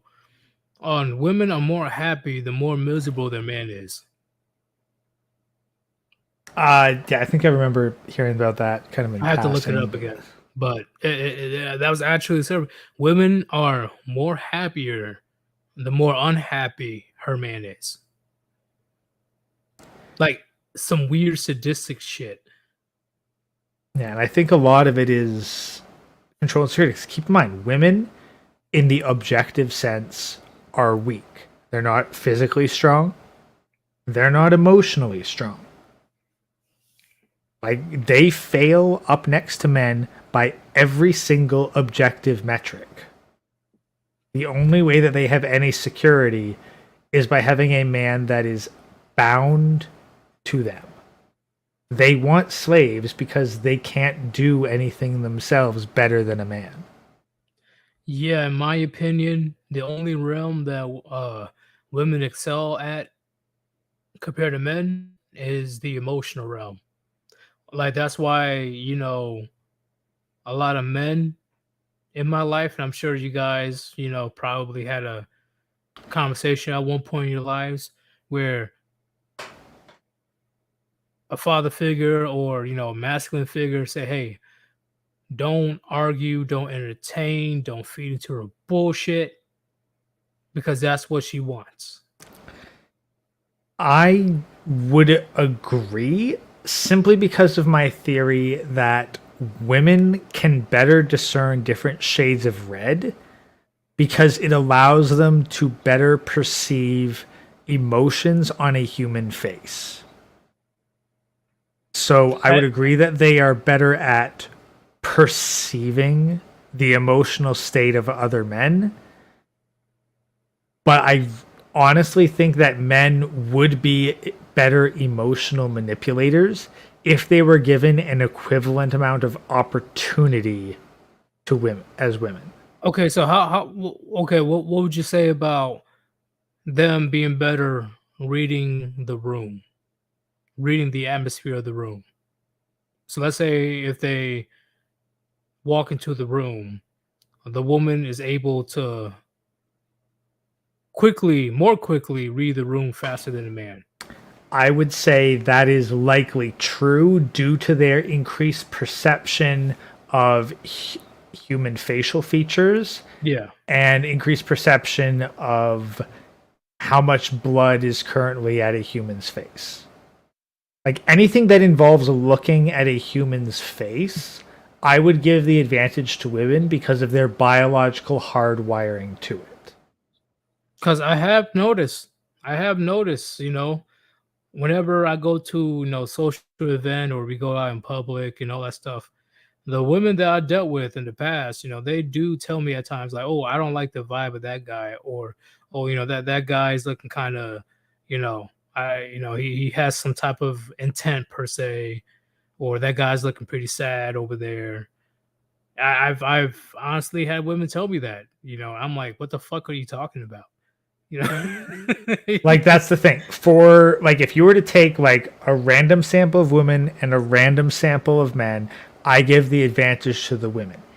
However,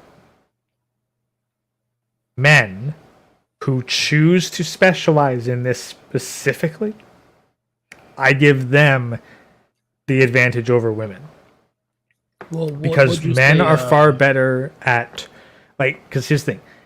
Men who focus on that kind of skill, practice it and train it, will achieve far greater heights. The same way that someone who is born with natural talent will be superseded by someone who dedicates a bunch of hard work. So you be You're going robot again, you. a specialist or profile. Can you hear me again? Yeah. Now you're clear. Fucking stupid. Fuck. I'm gonna have to call my internet provider because it's ridiculous. But what you're saying is a behavioral specialist or a profiler. What you mean, like a man that's able to actually deep dive into sociology and psychology and figure out how a person, operates and all that stuff. Yeah, or like these high-end pickup artists, or like some of these more advanced sociopaths or psychopaths. Like those are the guys. Like they have greater chance of being able to emotionally manipulate someone than women, because they actually consciously practice it and are aware of it, whereas women are more or less running on instinct. And don't get me wrong, right? Like there's famous people that proves your point, right? The one of the most famous is Ted Bundy. The Pretty sure his name is Ted Bundy, the serial Yeah. killer. Yeah, like Ted Bundy, Jeffrey Dahmer, like those kinds of guys are extremely skilled at this kind of stuff. It does help that Ted Bundy had a lot of women attracted to him, right? And I'm assuming Jeffrey Dahmer as well. I don't really know his build or whatever. From what photos I've seen of him, he didn't look hideous. So Right. So, and I know he was attracted to dudes, right? Alphabet community. But and another one. Who's that cult leader? Oh, what's his name? Fuck. John Jones. No, it was chat. Who's a cult leader? Oh my, come on. He's literally the most famous cult leader in America. He died recently. Oh, no, he didn't die recently, but he died. Sure, it wasn't like Jim Jones of like the Jonestown thing. Was it Jim Jones? One sec, Dr. Google will Oh, answer here the it goes. question. Charles Manson. Oh, Charles Manson. Yeah. Before he went batshit crazy, he had the charisma and the attractiveness to bring, men and women around, right? Even though he was attracted to women, he was able to bring anybody in his circle.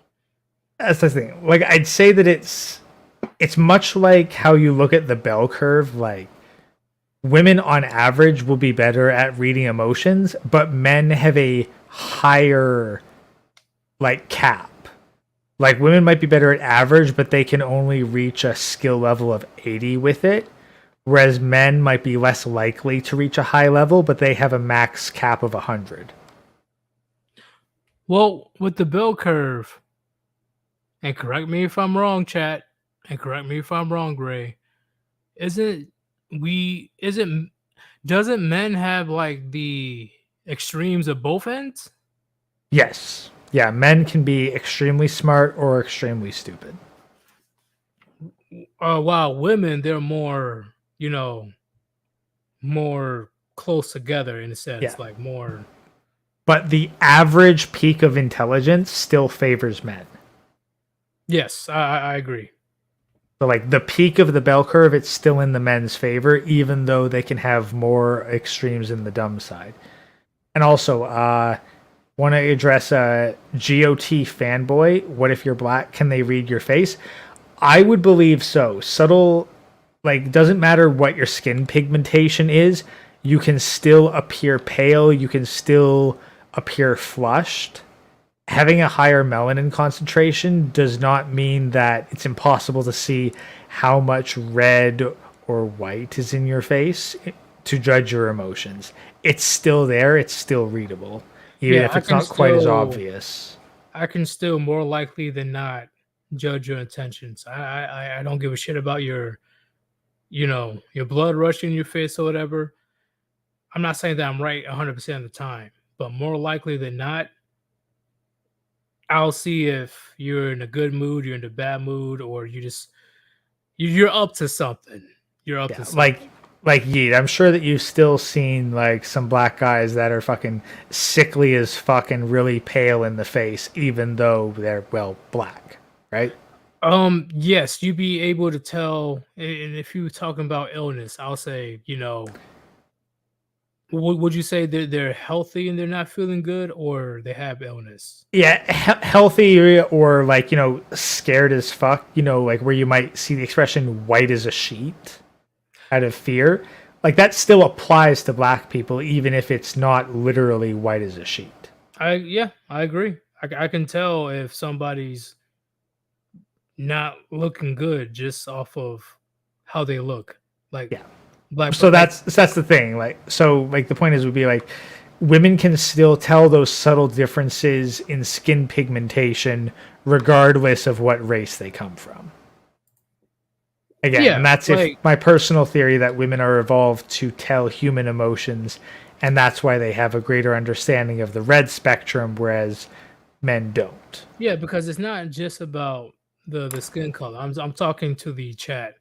You can tell if somebody is being introverted, being secluded, like trying to keep to themselves, um, very slow in movement, slurring words.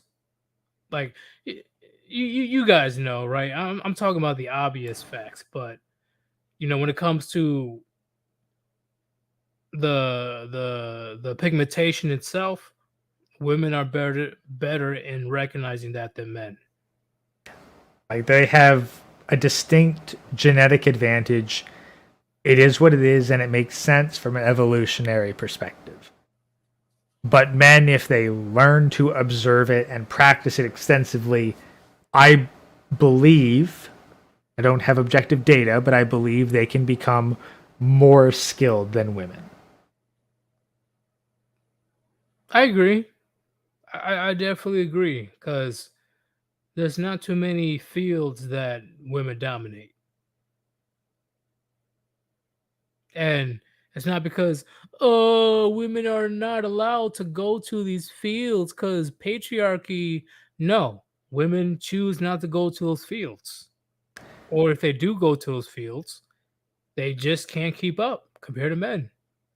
Like I'd say the top dominant fields that would require that kind of skill would be interrogators. And personally, I'll be way more wary of a male interrogator than a female interrogator. Or that's pretty much what they want. Like they might send in a female if they think you'll drop your guard around them. Actually, apparently there was one, I believe, female journalist who was very skilled at her craft and was able to properly balance questioning and flattery in order to get maximum information out of a particular dictator. I do see dictator, goddamn, but I do see what you're saying because I do know of a psychologist, right, PhD woman, and she was attractive for her age. She was in her mid 40s, right? She wasn't fat, like she was pretty petite. She rarely had wrinkles, and she was feminine, right? That's long gone now in 2022, right, guys? But when she went over to the prison and she had to interview prisoners in order to, she was the one that had to do a psych eval when it comes to granting prisoners how you say, parole, yes, parole. And they much rather have her. They called her constantly because men are a lot less aggressive and way more calm around a woman than a man, which is facts. Which is facts because we don't perceive women as a threat. And here's the thing, like there are women that do achieve high levels of skills in their fields. They are very exceptional, but they do exist. It's not that every woman is absolutely shit. It's just I agree. they're better in far fewer numbers. Like one of my coworkers, he's absolutely praised some female welders for having the cleanest, most neat and uniform welds. And it's like, well, that's the thing. Like, you're going to get a very small number of women that can excel in this field. And that's what annoys the fuck out of me, actually, where men, especially the men that, say that they're red pill, they refuse to give any women any type of acknowledgement when it comes to like accomplishments and stuff. I'm like, no, give the woman pay the woman respects if they went through the process just as a man and they succeeded. If they bust their ass just like the rest of us and they were able to get prestige and title and stuff, why not give her props? Like, it's not a big deal in the sense of, oh, a person with ovaries got a PhD in nuclear engineering. Oh my god, is the end of the world? Like, no, if she paid her dues, give her that respect. That's the thing. If they work to earn it, they work to earn it, and they deserve equivalent respect as a man would if they'd earned that in their field. But of course, there's plenty of women with PhDs who only got it because they were women, and no, they don't deserve respect. PhDs in gender studies. Oh god, that fucking Dr. Phil clip where like that woman's, where Phil asks him like, what would you do if I gave you this check to erase your debt? And she's like, I'd go back to school.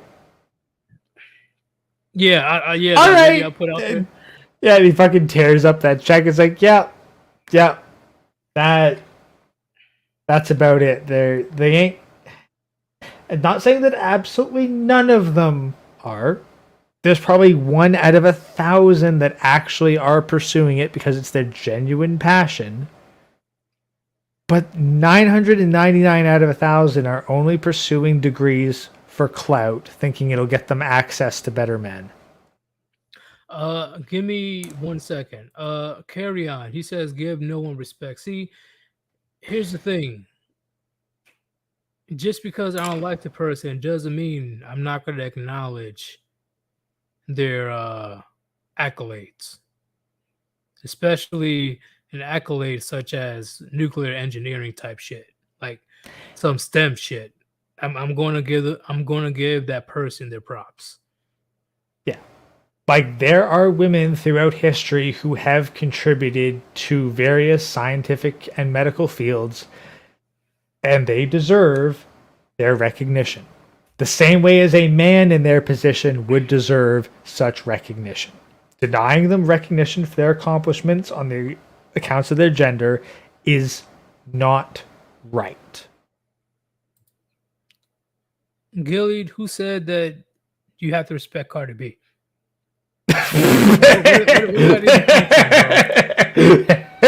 Let's be honest.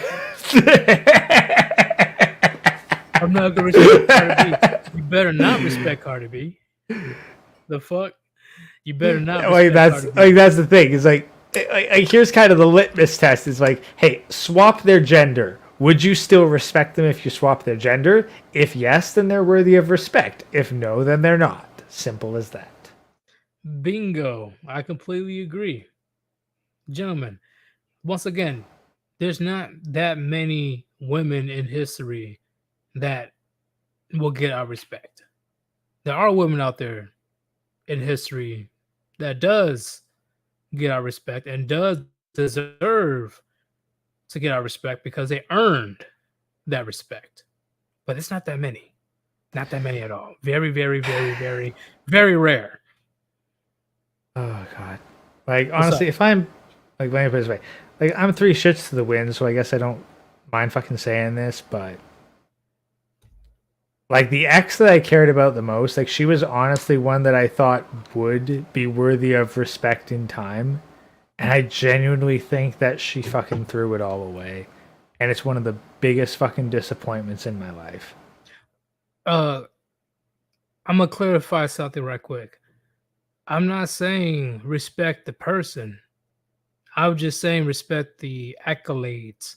There's a difference between respecting the actual person because I don't know them personally compared to respecting what they accomplish, what they contributed to society. Because at the end of the day, that's what majority of men are trying to do is to leave something behind that their family and or society can benefit from. Well, and that's the So thing. Like from what I've seen, like the person, Robert Hooke. I don't know how much familiar with you are with physics, but Hooke's law. It's very important for understanding like springs and how they act. Like the dude, from what little I understand, was apparently a fucking absolute asshole that tried to claim credit for Newton's calculus despite not being able to do the math for it. Like, dude, probably fucking absolute goddamn douchebag. However, he did provide mathematical proofs that provide answers to how springs work and are an essential part of physics to this day. So that much of his work, regardless of the character of the man, is worthy of respect. I completely agree. And gentlemen, when I talk about accolades, I'm not just talking about career. Okay. The highest respect that a woman can get is being a very dedicated wife and mother. That will never go away. Ever. When you go to your grandma's deathbed, when you go and uh, uh, visit your mom at the nursing home or visit your mom in the hospital, you're not going to go there to remember what she did in her career. No. It's all about what she did, how much time that she invested to make sure that she was able to produce a very healthy, productive members of society. That's just life. That's how it is for a woman. If a woman is not able to create a family, a healthy family, a strong family, then we're not gonna really give a shit. Unless she does Like, something phenomenal in her career. We're not gonna give a shit. like, let's be honest. The average career woman is worthy of respect about as much as a house husband is.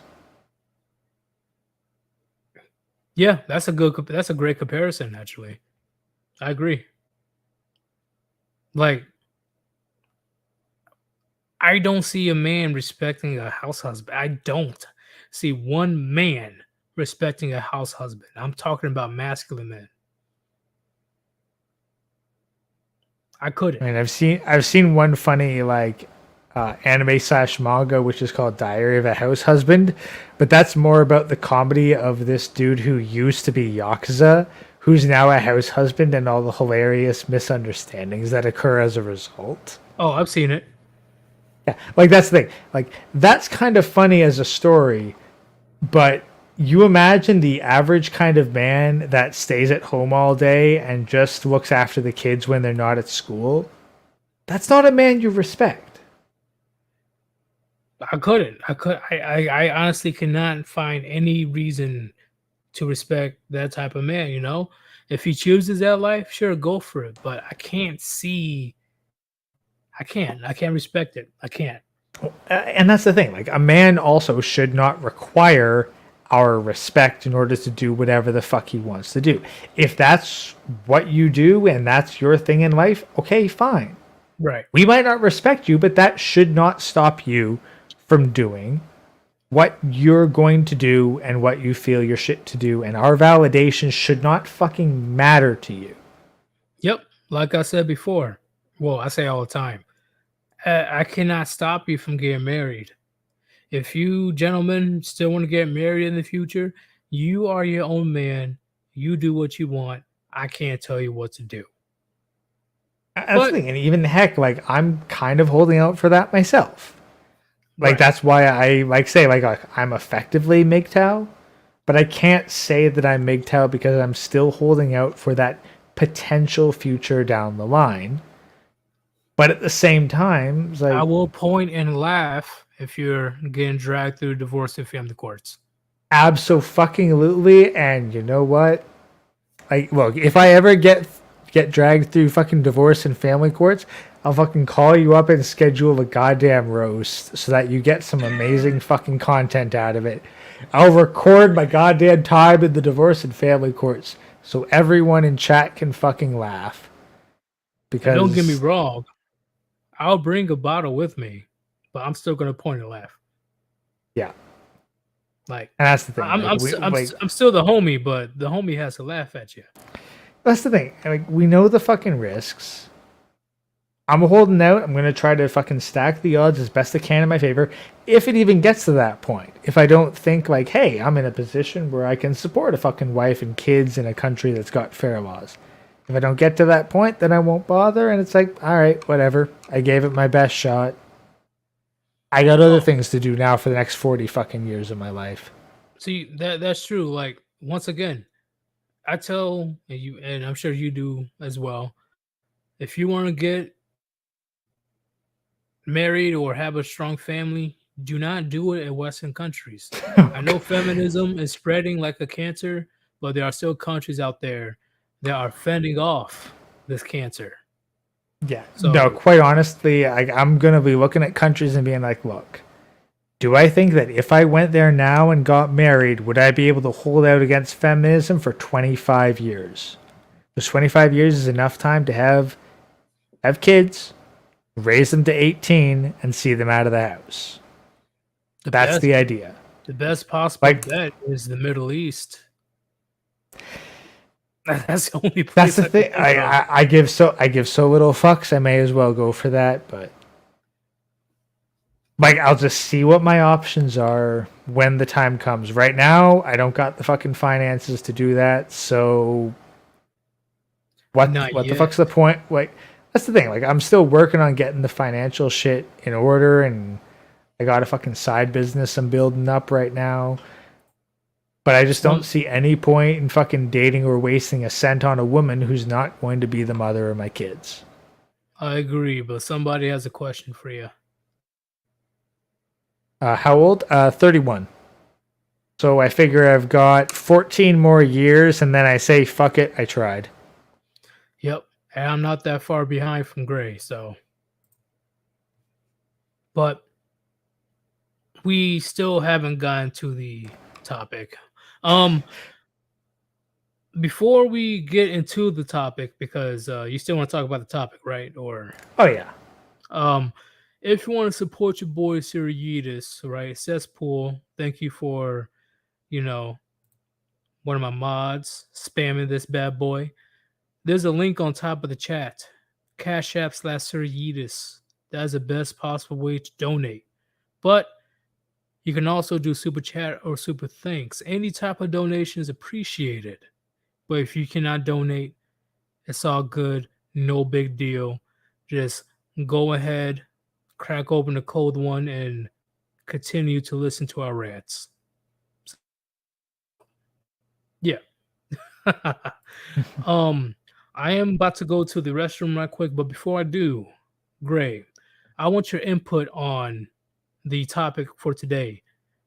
Am I crazy, or are the other people crazy as well? Like, it's getting crazy in society today to the point where I still say that there is gaslighting on a societal level. They really want us to play into their playhouse Barbie doll bullshit. They want us to feed into their lies when it comes to the pronouns and all that stuff. And if you don't do it, then you are the evil one. What do you have to say about that, Gray? Well, I could get into it for a little while, so go and take your piss and whatnot. Here's where it gets kind of interesting. You have to look at your long-term survival. if we look at good and evil, and I'll admit I'm kind of sociopathic when it comes to this, but you have to look at good as what benefits you and evil as what does not benefit you. And that is how the average person is going to define good and evil. It's like, oh, hey, you're a good person translates to, oh, hey, you're beneficial to me. Oh, hey, you're an evil person translates to, you are not beneficial to me. Thus, a weak person who says that you're evil means that you hold them accountable for their own shit. Whereas a weak person that says that you are good means that you support their weakness and are going to assist them regardless of it. So when these people try to say that, oh, you're crazy, like they're basically saying you think different from me. You think in ways that are not beneficial to me. You think in ways that are detrimental to me. If you point out, hey, maybe we should hold individuals accountable for their actions rather than giving people different levels of privilege based on their skin color. Objectively, some people might say, oh, yeah, that's true. But then when you practically apply it and you start to give penalties to people equally instead of giving extra privileges to people based on their melanin, they might say, oh, no, you're crazy. You're a racist. No, I'm treating people as an equal. And this is the problem. You need to be able to look at objective reality, to distance yourself from the emotions of these people who live in an emotional headspace themselves. They base so much of their lives on what they feel. If something feels bad to them, then it must be bad. Like, this is why these people are, by and large, weak and unproductive.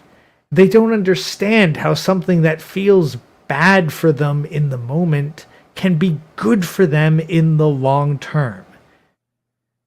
And you cannot allow yourself to have your mind twisted by them. And it's hard. I know that it's hard because it's everywhere. Every single day. It's like the entire population of the world that you interact with in meat space from a day-to-day basis demands that you submit to this school of thought that is destructive to you at the benefit of them. It will destroy you. Gaslighting is definitely a good way to put it. Like, if we're going to go into the definition of gaslighting, it was from some old movie where like the husband would turn down the gas-powered lights in the house, move stuff around in the dark, and then turn the lights back up and claim that the wife did it. Like, that is gaslighting in its most strict term. It is convincing you that you have done something that you have not. Meanwhile, they have done that thing.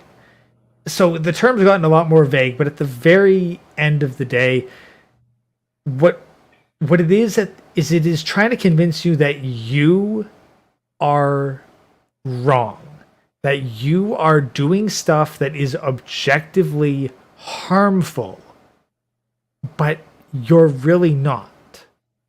They are doing the harmful thing and blaming it on you. So what's being done in society today isn't quite gaslighting to a certain extent, but it is manipulating your emotions to make you think that what you're doing is wrong, to get you to do what they want you to do. Well, actually, no, before I continue. Hey, what's going on? Overdose. He says, nice insight.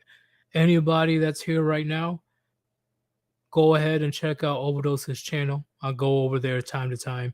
It's pretty entertaining. I like the channel. I've been sub to that channel for a while now, and he brings some wild fucking guests on there. I'm telling you, it's something for you to see. It's like the It's Complicated channel. Yeah, I'm sure you guys know what channel that is. It's Complicated, but podcast version. I don't know where Overdose get these girls at, but they Overdose proves time and time again on why you need to get your passports, gentlemen. So whenever you have time, go ahead and check out the channel of Overdose. I think it's good. So so when it comes to what you're saying of the gaslighting and all that stuff, they don't even want to.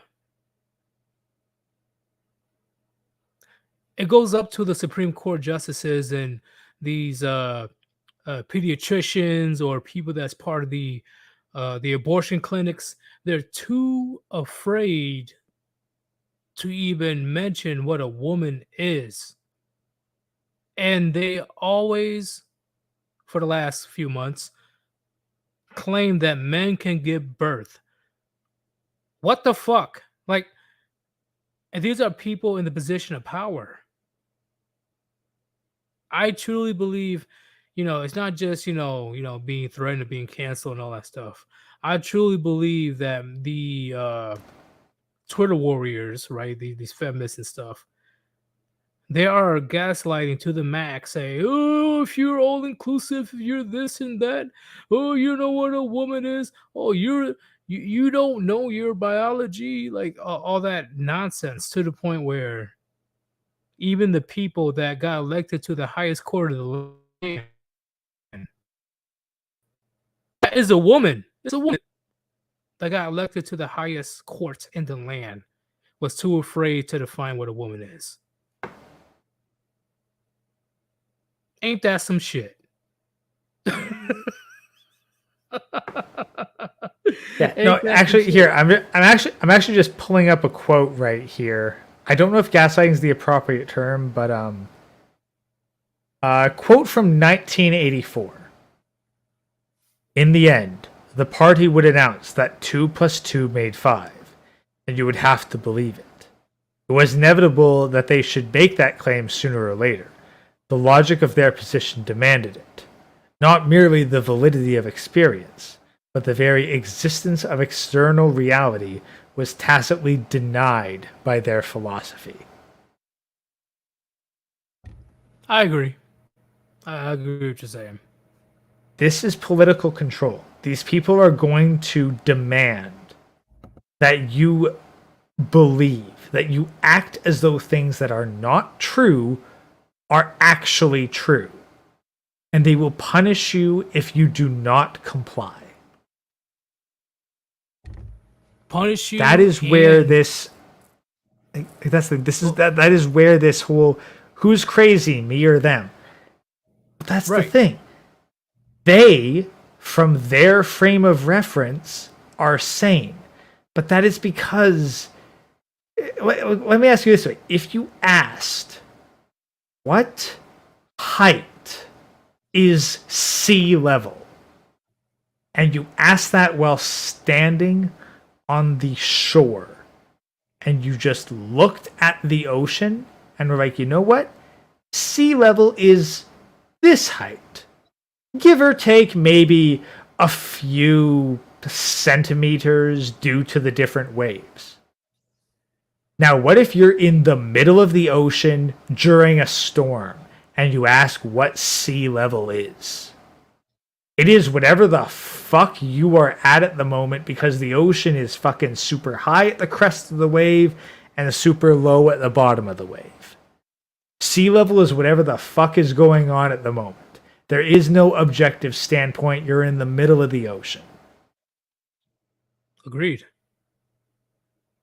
I agree with that. That's the difference. When you look at things from an objective standpoint, when you look at the sea from the shoreline, that's what you need to do. Because It doesn't matter how high or low the waves get out in the middle of the ocean.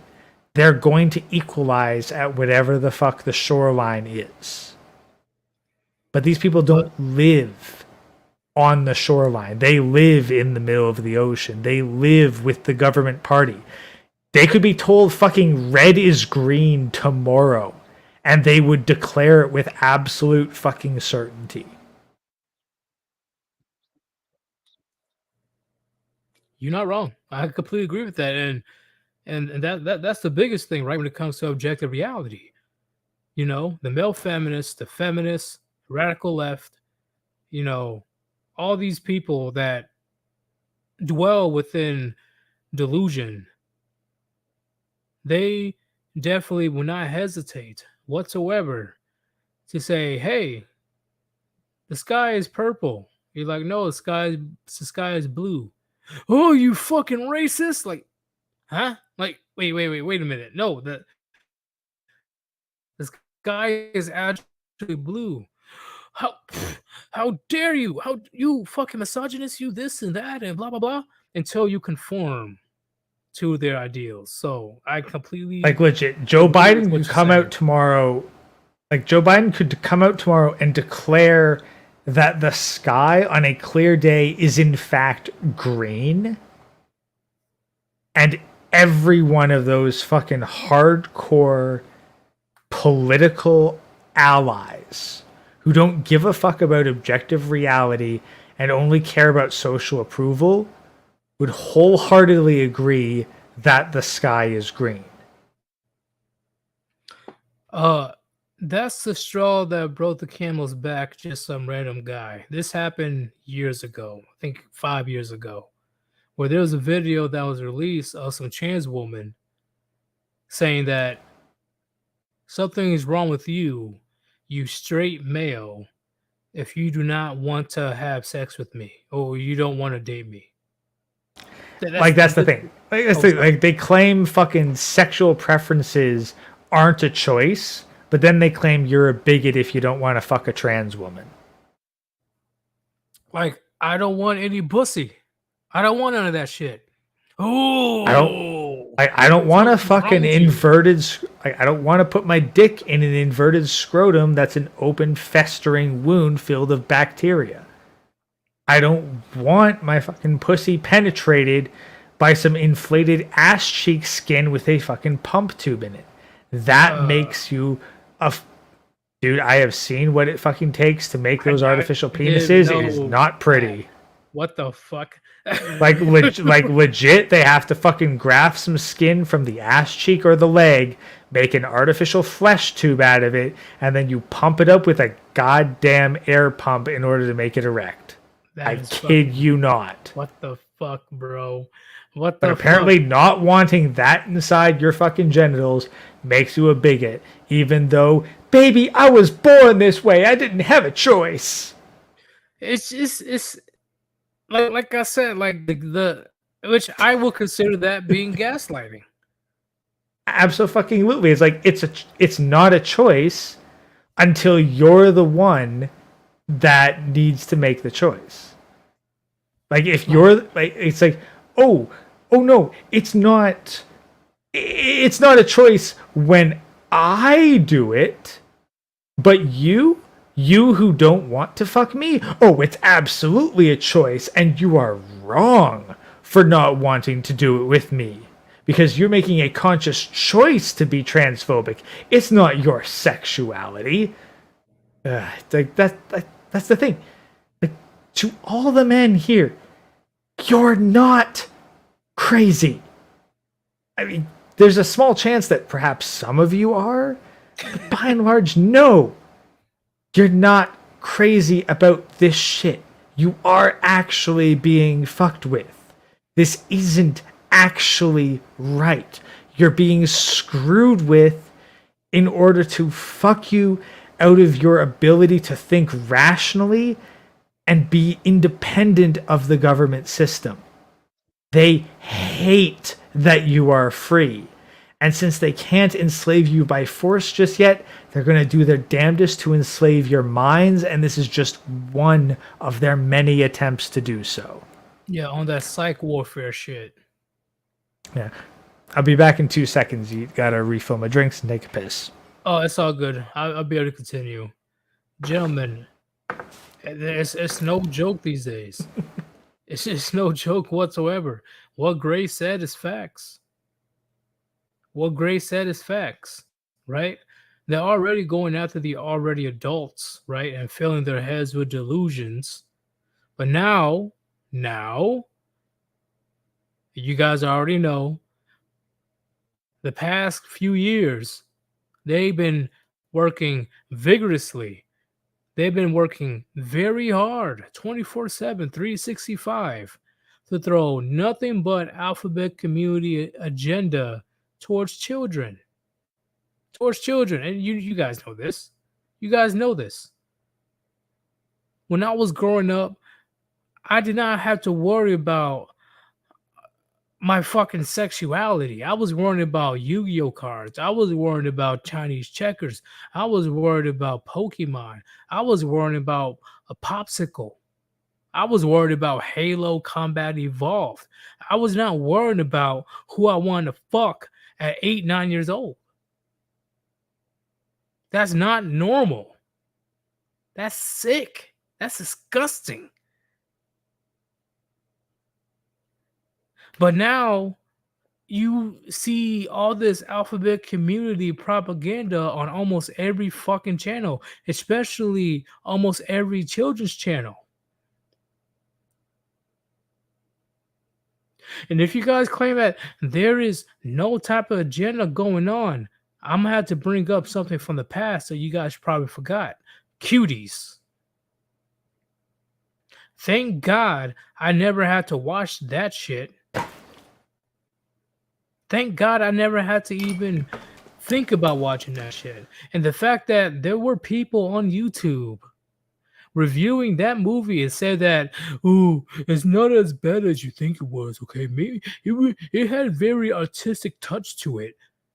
Gentlemen, how is there not a fucking plan by design? Like how is it not something that it was geared towards children? And you guys been seeing my videos lately. You saw a woman at some type of TED Talk conference trying to advocate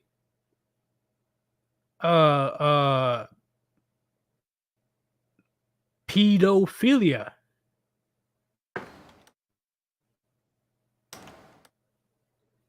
And she's gaslighting the fuck out of the audience. It's like, oh, how can these people live normal lives if you hear stigmatizing the word pedophilia? It's getting out of control. And it's not stopping, gentlemen. It's not stopping. It's not. And that's what's beyond concerning to me. Oh, what's up, Gray? Well, no, that's the thing. Like, it just kind of jumping off there. Like, here's the thing. This is like the rise of the I'm gonna say maps for the sake of the algorithm.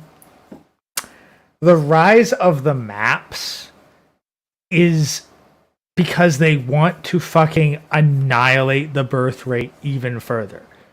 Because it has been shown that 50% of the alphabet mafia, it's directly correlated to childhood abuse of that particular nature. So by encouraging... Before you continue, you know that video, We're Coming for Your Children? That music video? Yep. Yeah, I remember that. Wasn't like almost half of them were sex offenders? Something like that, yeah. Gentlemen, Like, they made a whole song that got millions of views about coming after your kids. And almost we'll convert children. Yes. We'll convert children. Almost half of them is on a sex offender list. Think about that. Like, that's the like, these people, like, they don't breed. The only way to create more people like them, it's very much like a virus. They can't reproduce. They can only infect. And so Wait. Them, Wait. Can you repeat that one more time? Because that is the best analogy I've heard in my life, the actually. these people are like a virus. They can't reproduce, they can only infect. Beautiful. That literally explains the alphabet community in 2022. Like, that is a perfect analogy. You can't So, get any better than that. in order to create more of their own kind, they need other people to reproduce, and then they infect while the immune system is low, i.e., while they are children.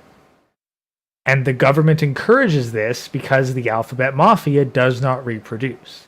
And they do not want the domestic population to reproduce. They don't want people who were born and raised within the country to have roots within the country. For one, that makes them poor. And you know what happened with Black Wall Street. All it takes is one generation fucking up the entire inheritance cycle to annihilate generational wealth. Yeah, that definitely that definitely happened. I read about it, and let's just say the And powers to be were definitely behind it. so that's the thing. So when generational wealth is annihilated because people aren't breeding because they're all part of the alphabet mafia, all that money is going to go right to the fucking government. Meanwhile, they're going to just import a whole bunch of labor from overseas. So this is the cycle. This is the ideal cycle for the fucking government. Their fucking end game, if they could even reach that. They import from a patriarchal country a new family. That family has children, spends a bunch of money raising those children.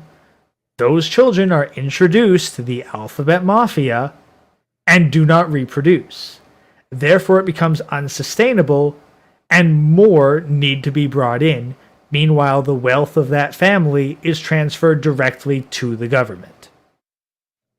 Yep. Why do you think the southern border of the United States is so weak right now? Think about it, gentlemen. They're purposely doing this. And what other empire went through the exact same thing? Roman Empire. That's the thing. They are annihilating the domestic birth rate, justifying the immigrant rate in order to displace the original inhabitants and make sure that every single member of society that isn't a part of the elite is utterly reliant on the elites, which gives the people at the top, the government, the tech oligarchs, etc., the most power. You will have nothing and be happy. That's the end goal of the. Ideally, they would rather that the entire country that is not them and their family consist of immigrants and the alphabet mafia. That's it. Yep, and that's what I explained before in a few of my videos. And I explained this earlier in the stream. Gentlemen, think about it. Connect the dots. Connect the dots. Why do you think they're pushing so hard for this agenda? Gentlemen, they don't want to deal with traditional masculine men. Don't want to deal with that. Why? Because a bunch of traditional masculine men coming together with a common goal is the complete opposite of what the powers to be want. That is even simpler than that. Traditionally masculine men are a threat to the existing power structure. Agreed. And I explained this in a short before. If I was in power, if I had a very powerful position and I want to stay in power for a very long time, what's happening right now in this gynocentric system, it is a genius plan. Genius. Because give it a few more generations, nobody will be man enough to question my authority. Think about it. But beyond that too, like this is where I see some of the arguments from the tradcucks, because all the men that do actually have these values, they're fucking off. They're leaving. They're going overseas and they're not fucking coming back. Oh yeah, they're dropping their swords and shields and just leaving. Yeah, and that's the thing. I can understand why the tradcucks who want to preserve the country, i.e., preserve themselves, would object to that, but they're not going to address the root issue. Like, this is the biggest thing that I have against Jordan Peterson. Like, regardless of what your opinions are, and I don't care if you fucking hate me for not liking the dude, but that guy demands that men fucking sacrifice to keep a failing system afloat just a little bit longer. He has some good points, but majority of the time he shows his, blue pill behavior. I don't give Peterson I don't give him credit for those points, because those points, I don't think that he originally came up with them. He started out, like, his fucking inception into this entire sphere was pointing out the legal repercussions of being jailed for not identifying a person by their preferred gender. That was what got him into this fucking mess. Yeah, he was talking shit about MGTOW. That's the earliest video I can remember when he first got into the space. But that's the thing. That was long after. His initial thing was he spoke out against a Canadian law that made it some kind of criminal offense to misgender somebody. And he saw it as a slippery slope, spoke out about it, and that's what caused his rise to fucking stardom as an anti-establishment personality. So what you're saying is Jordan Peterson is a fence sitter.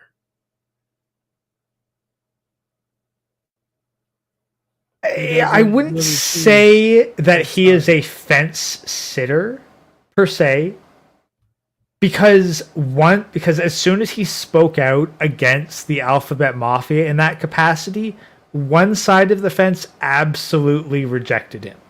He is a leftist who's been pushed to the right side of the Overton window. That's it. Do you believe that he started out with good intentions per se, in a sense of, because before, when he was talking the Manosphere back in 17? Okay, look, here's the thing. People can fucking disagree with me for this, and they can provide examples and whatnot, but no. I genuinely don't think he ever started out with good intentions for men. I think that he just became a figurehead against the encroachment of leftism because he saw, hey, if I misgender these people, I might go to prison, so I'd better speak out against this before it becomes a major problem. I don't think he ever really had the best intentions of men at heart. And he just ended up becoming this lightning rod because everyone in a further right position than him would be fucking buried and silenced. I'm sorry. I can't believe that this... I'm going to fucking speak out here. There is no way that someone who fucking claims to be, oh, I'm being silenced, I'm being oppressed. Motherfucker, you get to speak at fucking public events and you got spots on the radio. You have no fucking clue what it means to be silenced. Get off your fucking high horse, you piece of shit. I agree. He has thousands of people in attendance. But I truly believe, in my opinion, he knows what's up. But he has... And that's the thing. He knows what's up. He has been told what's up. He's aware of what MGTOW is, and rather than addressing it and talking about it, he fucking dismissed them and insulted them. He knows the truth and he fucking hides it because he cares more about his own well-being than he does about the fucking men he claims to support. And that, so far as I'm concerned, is bullshit hypocrisy, and I have no sympathy for the man no matter how much he suffers. I'm gonna say this. Peterson is not stupid. Let's get that out the way. No. I don't think he's stupid. But I don't think that he has men's best interests in heart. At least I don't think he puts the men who are vulnerable and coming to him in front of his own well-being. Again, and here's the thing. I don't, but at least I'm fucking honest about it. Well, have you watched the recent interview that he had with Bill Maher? No, because quite honestly, I don't watch Jordan Peterson stuff. Like, the man has no fucking credibility, and the very fact that he'll yeah, no, I guess the thing, like, I have limited time during the day as it is. I don't even have another fucking 5 to 10 minutes to watch some guy who I already fucking despise. If someone sent it to me saying that this is important and you really should watch this and speak on it, then I might. I just think that, well, not just that. I knew the entire time, but based on that situation alone, because he felt bad and he started crying, and you know how emotional Jordan Peterson can get. But I truly believe, based on that interview alone, he knows what's up, and he definitely is going against probably what he wants to say, but he has to protect his image. He has to protect his brand. He has to, please all sides of the party. He has to please everybody. No, that's the thing. That's where I disagree. He doesn't have to. No, he doesn't have to. There's consequences for him not doing it, and he's not willing to accept those consequences. So as far as I'm concerned, he's controlled opposition. Yeah, it's fine. But you get what I'm saying, though, right? He knows what the fuck is going on with young men these days. I think something happened recently. Forgive me if it wasn't recently, but I did see a video of a man literally jumping on stage while Jordan Peterson was talking at a convention or something like that. No, I've seen that. Oh, you seen it? I've seen that video too. I know what you're talking about. Let me put it this way. Do you have any fucking sympathy for Fed and Simp? Oh, fuck no. That's about as much sympathy as I have for Jordan Peterson. I agree. Hey, I'm not fishing for sympathy points for that dude. Yeah. But it's like, no, like, that's the thing. Like, I despise that he has become a fucking lightning rod, a fucking conduit for all these broken young men seeking answers. And he is giving them terrible fucking advice that is not useful to them. Every single one of Jordan Peterson's viewers looking for answers would be far better served listening to Hammerhand. I guarantee you they'd have better outcomes. And me, right? Like, Yeet, I fucking like the shit out of you, but these are guys who are... Okay. Dude. These are guys who are broken in a way that, quite frankly, I couldn't handle, and I don't know if you'd be able to handle in the extensive way. Like, I saw this guy coming on a Hammerhand stream who was really fucking sad, and I'm like, God damn it. Hammerhand's a better fucking man than me because he's got the patience to deal with this. I've dealt with those dudes plenty in the military and throughout my life, and I'm not... Then, you know what? Yes, they'd be better off... I'm not as popular as Hammerhand. So no, but that's the thing. Then again, yes, they'd be better off listening to you too. Yeah, I can't speak for you. Shit. I can. That's the thing. Like, I can't. I'm not as good a person as fucking you or Hammerhand or even Chronic. I'm a fucking mean fucking asshole, as anyone who's heard me roast can attest. Well, as long as you don't talk shit, right? I'm good.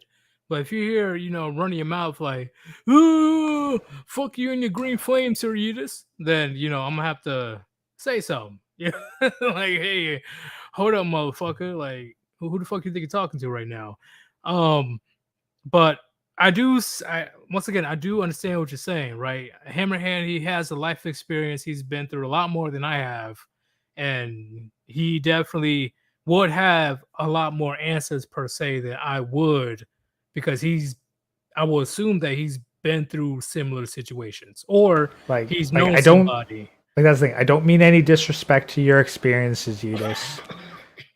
Like this is just like, if I had to give these guys one person to fucking turn to aside from Peterson, given how damaged a bunch of them be, I'd point them towards Hammerhand first and foremost. Well, I'll tell him that Hammerhand likes mushrooms on pizza. Okay, that might send them your way, admittedly, but like that's like I may be a cold fucking like that's the thing. I may be a cold bastard, but I do want these guys to succeed and thrive. But I just hated where that convention that happened, where the guy, and I felt, me personally, I felt very bad for that. Like, I felt pretty fucking bad for that guy, that he has to be going through some type of shit to even get to that point, to even jump on stage to try to talk to Jordan Peterson. But he only said, "I hope you get the help you need." I'm like, motherfucker, you're the psychologist. Like, there's probably some laws and shit that, he can't really say anything. But at the same time, it irked me. Like that's the thing. Like Jordan Peterson, he'll go on stage and he'll talk this shit, but he can't. He either can't or won't help the people in the way that they actually need. He won't tell them the actual truth, because telling the actual truth would compromise his position. Yeah, you're 100% correct. Yeah, if he told any type of actual truth like we, he'd be fucked. And that's the thing. Like that's why I'm actually upset at this fucking deification of like, oh, Jordan Peterson's this fucking father figure to all these men who never had proper father figures. If Jordan Peterson is your fucking father figure, you need to get a better fucking father figure. Yeah, man. Like, I know a father was in your life, but nah, there's definitely way more people out there, and like he might be better. Like he might be better than the father that you don't have, but that's like saying that sewage water is better than dying of thirst. Once again, another great analogy. I can't dispute that. Which is why, I've talked with Hammerhand numerous of times, and he definitely spit knowledge that I never really thought of, right? And we and here and there we do we get into some disagreements, but he is way mature enough to the point where we're able to talk it out to see where our points are. So believe me, I would choose Hammerhand 10 times out of 10 compared to Jordan Peterson. So I agree. Hammerhand doesn't hold back. He doesn't try to like coddle you and all that shit. He just, right, like that very, very honest father, or depending how young you are, a very honest, uncle or grandpa. Like he doesn't hold back. Like your feelings are considerate, right? And he will put your feelings into consideration, but he's not going to lie to you. Well, that's the thing. But Hammerhand, like as proven today, Hammerhand will also take the time to listen. And that's a level of patience that I'll admit I don't have. Like that is my personal flaw. Maybe it comes with age and experience, but that man has patience to listen to a man work out his own thoughts and get shit out, where I probably would have cut the poor bugger off and demanded that he get to the point faster. I wouldn't mind listening because, I know and and the chat knows, men don't really have that many outlets out there to vent their problems or, personal issues. So as long as it doesn't seem like they're trolling me, I will definitely listen. In that case, you're got more patience than me, Yeet, and I'll fucking tip my beanie to you on that. no, no, it's all good. It's all good in the neighborhood. I just, I never really had any, which I should actually have a stream where people call in to see if they want to talk about anything, just like a one-on-one session, like on some psychology shit. Tell me how you really feel. uh, so chat. The biggest thing that I have issues with, am I the crazy one or they are? The biggest example, and I don't know if you know much about them, Gray, is Dwayne Wade and his son or daughter. I admit I got no clue who these people are, but go on. Oh, Dwayne Wade is a legendary basketball player in the NBA. He's very legendary dude. I think he's in the Hall of Fame. I think he is, but I'm googling Wikipedia, so his son or now daughter, they're pushing so hard to push this agenda of having their son dress up as a girl, and Gabrielle Union, I think that's the wife. I believe that she's behind everything. Where Dwayne Wade is bitch made and he's making his legacy feminine, frail, weak, emotional, disgusting. That's the Gabrielle Union, the wife. That's the stepmother. That's not the actual mother. And she is making Dwayne Wade's son dress up and walk around as a girl. yeah. So yeah, I'm just checking it. So apparently, he married his high school girlfriend, divorced in 2010, got sole custody of the two kids. Wait. Okay, wait. So whoa. So they split in 07. He started dating in 08. And then he divorced his first wife in 2010, and then in 2011 gained custody of the kids. So so he got custody of his kids 3 years after he started dating Gabrielle Union. Oh, he left his first wife or baby mama. Like she's broke. She's broke.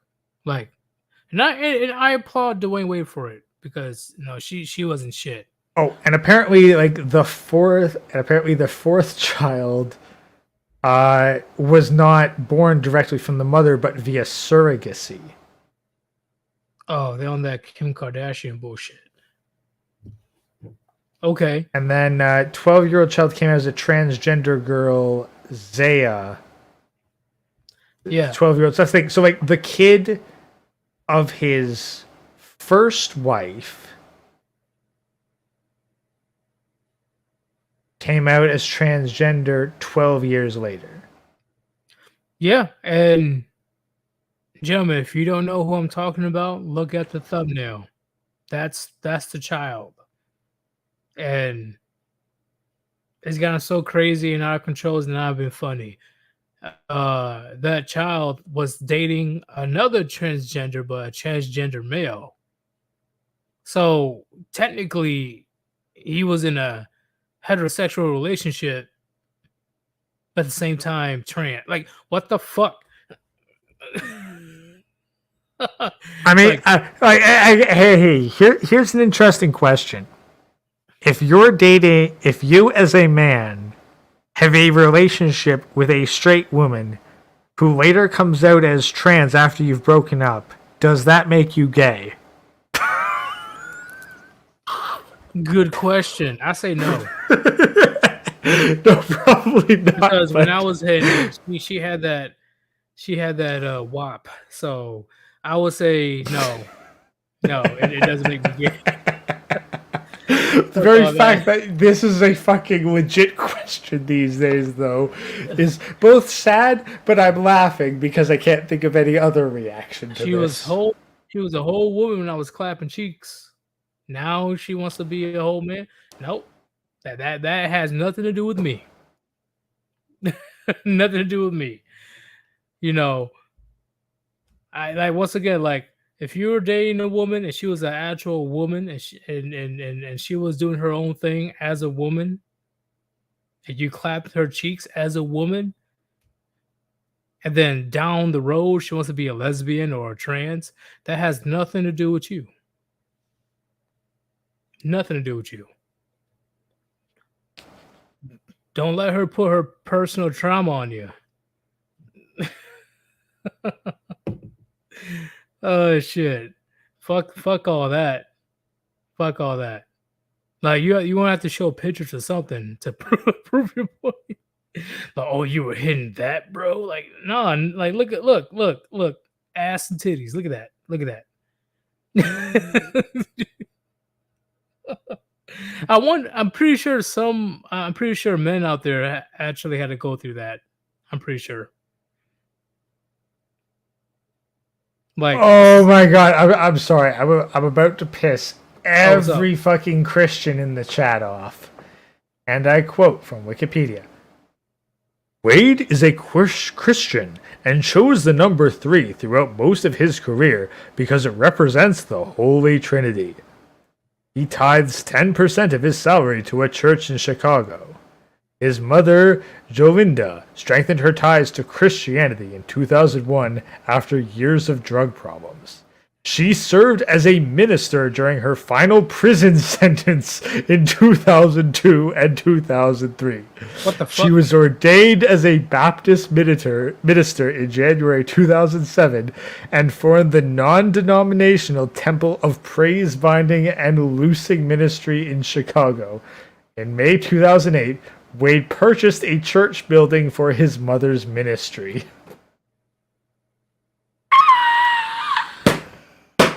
Wait, hold on. Wait. Was that the first baby? Like, explain right quick. No, that was his mom. Dwayne Wade's mom? Dwayne Wade's mom. Oh, the first baby mama. No. Mother. Dwayne Wade's bio mother. Oh, Dwayne Wade's mother. Holy shit. Damn, that explains a lot. Oh, wait. There was a video that I put out where Dwayne Wade said that Dwayne Wade was trying to explain to other basketball players. It was like a group interview. And if you guys want me to make a short on that video again, let me know. But he was like, oh yeah, when I was younger, yeah, I was wearing heels. I was doing this. I was doing that. It was normal to me. And then his basketball buddies was like you can see in their face. They're like, that's not normal at all. Let me see if I can find it in his early life. Like, I'm sorry, Wikipedia articles are a goddamn gold mine for this kind of shit. Gray, are you able to bring it up? The Wikipedia article? Oh no. The video Dwayne Wade explaining, his childhood. Let me see if I can find it on YouTube real quick. He's like, he's in a room full of basketball players. He's like, yeah, I used to dress up in heels and stuff. That's normal to me. Let's see. I found a YouTube short that might do it. It should have like some type of yellow background.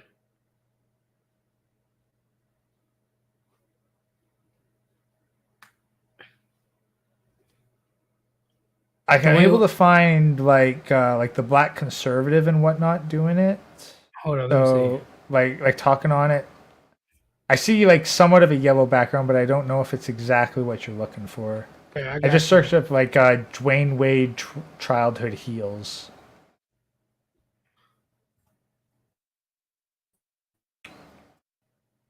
Oh, come on, bro. Okay.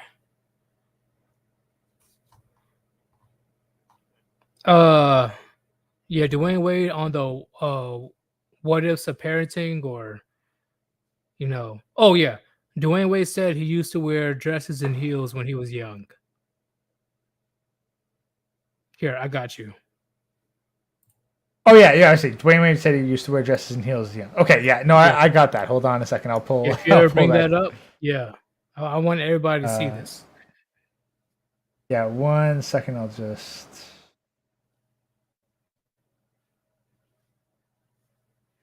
This is what I'm talking about, gentlemen. This is what I'm talking about, especially what's happening in the black community, okay? Especially the black community. They're trying so hard to effeminate and make the black men all emotional, weak, and frail, and oh, I can wear a dress, right? Because it's not just Dwayne Wade. There's Kid Cudi and a couple of other artists that was wearing dresses to an awards night. Yes, Kid Cudi wore a fucking dress. All right, I got the video pulled up. I can send the All right, audio to Teresa. it and start playing whenever. So. All right, let me hold up. Okay. There we go.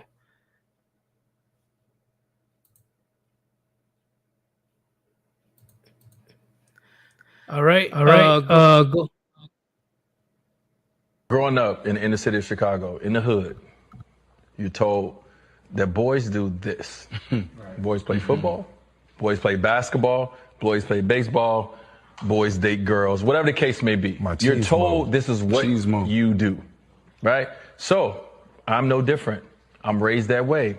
I'm in the locker room. I say all the things that everyone is saying. I'm not sitting up here like I have never done or said anything, right, when it comes against the opposite sex, because I was ignorant. I didn't understand. Right.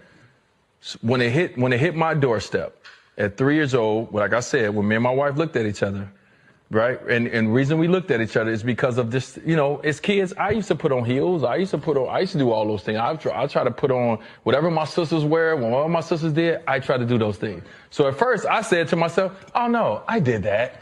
So I ain't just doing the things that I did. And then it kept going further and further. And then me and my wife had to look at each other and say, well, what if? And at that moment, everything that I was taught went out the window, because now I'm a parent. And my sole job and my sole responsibility is to make sure that this kid grow up knowing that it's supported and is loved by his father and the other parent, right? That's my only job. And so when it came down to Zaya, at 3 years old, I looked at it and said, okay, D, I looked in the mirror. And now, not only did I look in the mirror, when I went in the locker room, I started changing the way I talked. I started changing how I listen to things, and I started challenging people in a different way. Once I started to ask questions to my white friends, because I've never been, at that time, no one is in the NBA or play basketball has never been openly gay. Right. I've never had a conversation with even in anybody our that locker was room. openly in our locker room. So I was ignorant when it comes to this space. So when my child came home at 8 years old, we were living in Chicago at the time after I left Miami, which we talked about. My child came home, and the reason my child didn't come home, it was an assignment that was done at school. An assignment at school would say, tell me about yourself. And this was the time where Zaya took the time to say, I'm black, I'm this, and I'm gay. At the time, Zaya said, I am gay. So the teacher called home. At 8 years old. At 8 years old. The teacher called home and said, hey, I just want you guys to know we post these all over the school, but we didn't want to post this if you guys didn't blah, blah, blah, right? So we sat down with the teacher and talked about the teacher at that time was a gay female. Okay. Gave Zion the confidence. That's a blessing. To be able to say those words. So when we sat down and I was in the room across the way, I prepared myself for 5 years for that moment, not knowing what I was going to do or say. When Zaya sat down with me and was across the way, just like me and you are right now, Ryan, I'm looking at my child. I don't care about anything else. I'm looking at my child, and I'm looking at my responsibilities. I'm looking at a child that's crying, that's afraid to tell their father. Wow. That they're different than what you probably thought I was, Dad. I don't want to play basketball. I'm not a boy. I feel that I am X, Y, and Z, right? I'm looking at my child scared to tell me. And I feel like I am pretty open at this time. Right. I realized that I needed to do better and I needed to do more and I needed to educate myself. And so what I did is I picked up the phone, I researched as much as I can because I needed to understand. I sat down with my child and I asked questions because I didn't know. Because it's not our job and our responsibility to tell you who you are. You are going to be who you're going to be. It's my job to try to put you in the best positions to help you reach that goal of who you want to be. But it's not my job to tell you. Right. You know what I mean? And right now, we experiencing that with Zion.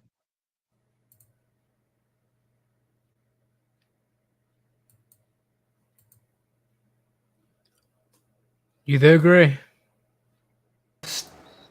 Oh, sure there you go. That I got okay. all. Oh. Everybody in the chat right now. Everybody.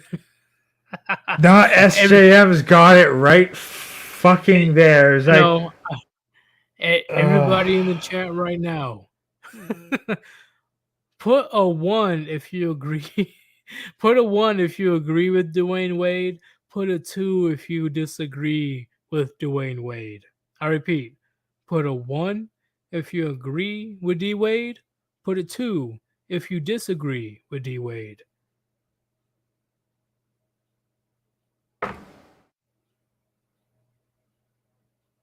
Okay. Well, here, you know what? Fuck it, yeet. I'm gonna fucking say this right now, and you know what? I am beyond giving a shit whether or not chat laughs at me for this, but I'm just gonna provide a little bit of fucking context to counter this fucking Dwayne Wade son of a bitch. When I was 5 years old, Sailor Moon was what was on fucking television. And that's what I fucking saw. And as a fucking 5-year-old who didn't know shit, I thought it was kind of fucking cool. Yeah. So you know what? I like Sailor Moon. Like I thought the fucking wand was cool and shit, and I legit asked for one for Christmas and got it. I lost interest in it shortly afterwards, but it was kind of neat to have the fucking wand at the time. Yeah. Like I like the fucking. Like, you didn't like really that's the thing. know. I'm fucking 5. I don't give a rat's ass. At 8, I had no fucking clue what gay even was. Nor did I give a shit. Nor did. There's nothing at fucking 8 years old that even makes you think. I don't care how much of an early bloomer you are. You don't give a rat's ass at 8-year-old about fucking sexuality. Which I call G-Way out on this bullshit. Because even me at 8 years old, I gave no fucks about any. I didn't give a fuck about girls. I didn't give a fuck about, the magazines. I was worried about Yu-Gi-Oh! And shit. That was my focus. I was worried about Dragon Ball Z. Like fucking 8 years old, I was far more interested in Bionicle and Calvin and Hobbes. I haven't heard about that in a while. Bionicle. Bionicle was the shit and still is the shit. Yeah, it was annoying to build though. I'm not really a good builder. I'm keep it real. Oh, honestly, I love the shit of that. I would dissect and rebuild the same Bionicle figurine until I could rebuild it from scratch without needing the instruction manual. Is that why you have the figures, the Gundam figures and stuff? The Warhammer stuff, it might be part of it, honestly, but I probably would have gotten into Gunpla had I been more exposed to Gundam. But yeah, no, all my miniatures you could probably expose to it. I'd say Bionicle was far more of my mechanical interest because that was my first exposure to gears and interlocking systems that way. And then later on, it was Kinects, which kind of a long story, but I had access to a whole box of Kinects at a public school. And like, in my spare time, I just build massive fucking Kinect structures. But, gentlemen. But that's the thing. Like, for an 8-year-old to say they're gay, it is no fucking coincidence that the teacher was gay. That is not a fucking coincidence. That's not fucking happenstance. That kid was fucking conditioned to believe that they were gay, to write a report that they were gay. and then they were pressured into transitioning by the school and their parents. Yep, especially when their parents are Hollywood celebrities. You guys already know about Hollywood. You guys know how it works. The son of D Wade, he lost. He lost before he's. I truly believe that it's not going to end well for D Wade's son. No, he's gonna fucking off himself before he hits 40, guaranteed. Or off somebody. Maybe both. Gentlemen, that's the consequence, and it's documented in 4K. That's a consequence of first world societies. This is the consequence. Things got so comfortable, things got so nonchalant. People think that they can just make up shit along the way, some shit that makes no sense, and then they pressure you, the person that has common sense, to adhere, to conform to their nonsensical delusions. Like, think about this. These parents, now, like, the mother's not, but Dwayne is the biological parent of this child, probably. And he is taking less responsibility for his child's future than their fucking elementary school teacher. That is a failure as a father. I agree, because I'm telling you right now, my dad will be all up and down that fucking school if he even sees that type of shit in my book. He will be, man, it'll be like a bulldozer going up and down that school, because ain't no fucking way. When you're 18, when you're old enough to actually make your own decisions, rational decisions, even though I don't believe at 18 years old you make rational decisions, but legally, when you're 18 and you're able to make your own decisions, that's a different story. But 8 years old, 8. You haven't even hit puberty. You aren't even, like, that's the thing. You couldn't even definitively say you were straight at the age of 8 because your hormones hadn't fucking kicked in. You didn't give a fuck. Like, not even that you didn't give a fuck. Like, dude, I thought, like, I legit, at the age of 8, wrote a fucking acronym called GROG, Get Rid of Girls, which was based on Calvin and Hobbes' club name, Get Rid of Slimy Girls, gross. And I got in trouble for that shit. That's me at fucking 8 years old. I'm willing to throw hands with a girl at 8 years old. Because once again, like, that's the thing. You don't give a flying fuck about sexuality, gay, straight, whatever, at 8 years old. It has to be introduced to you. Right. Or it just comes naturally, right?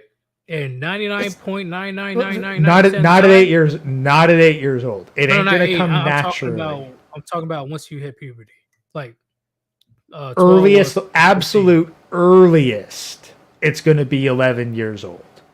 I remember when I went 6th grade, my voice went from like high pitched to, "Hey, what's going on, guys?" And everybody's like, "What the fuck?"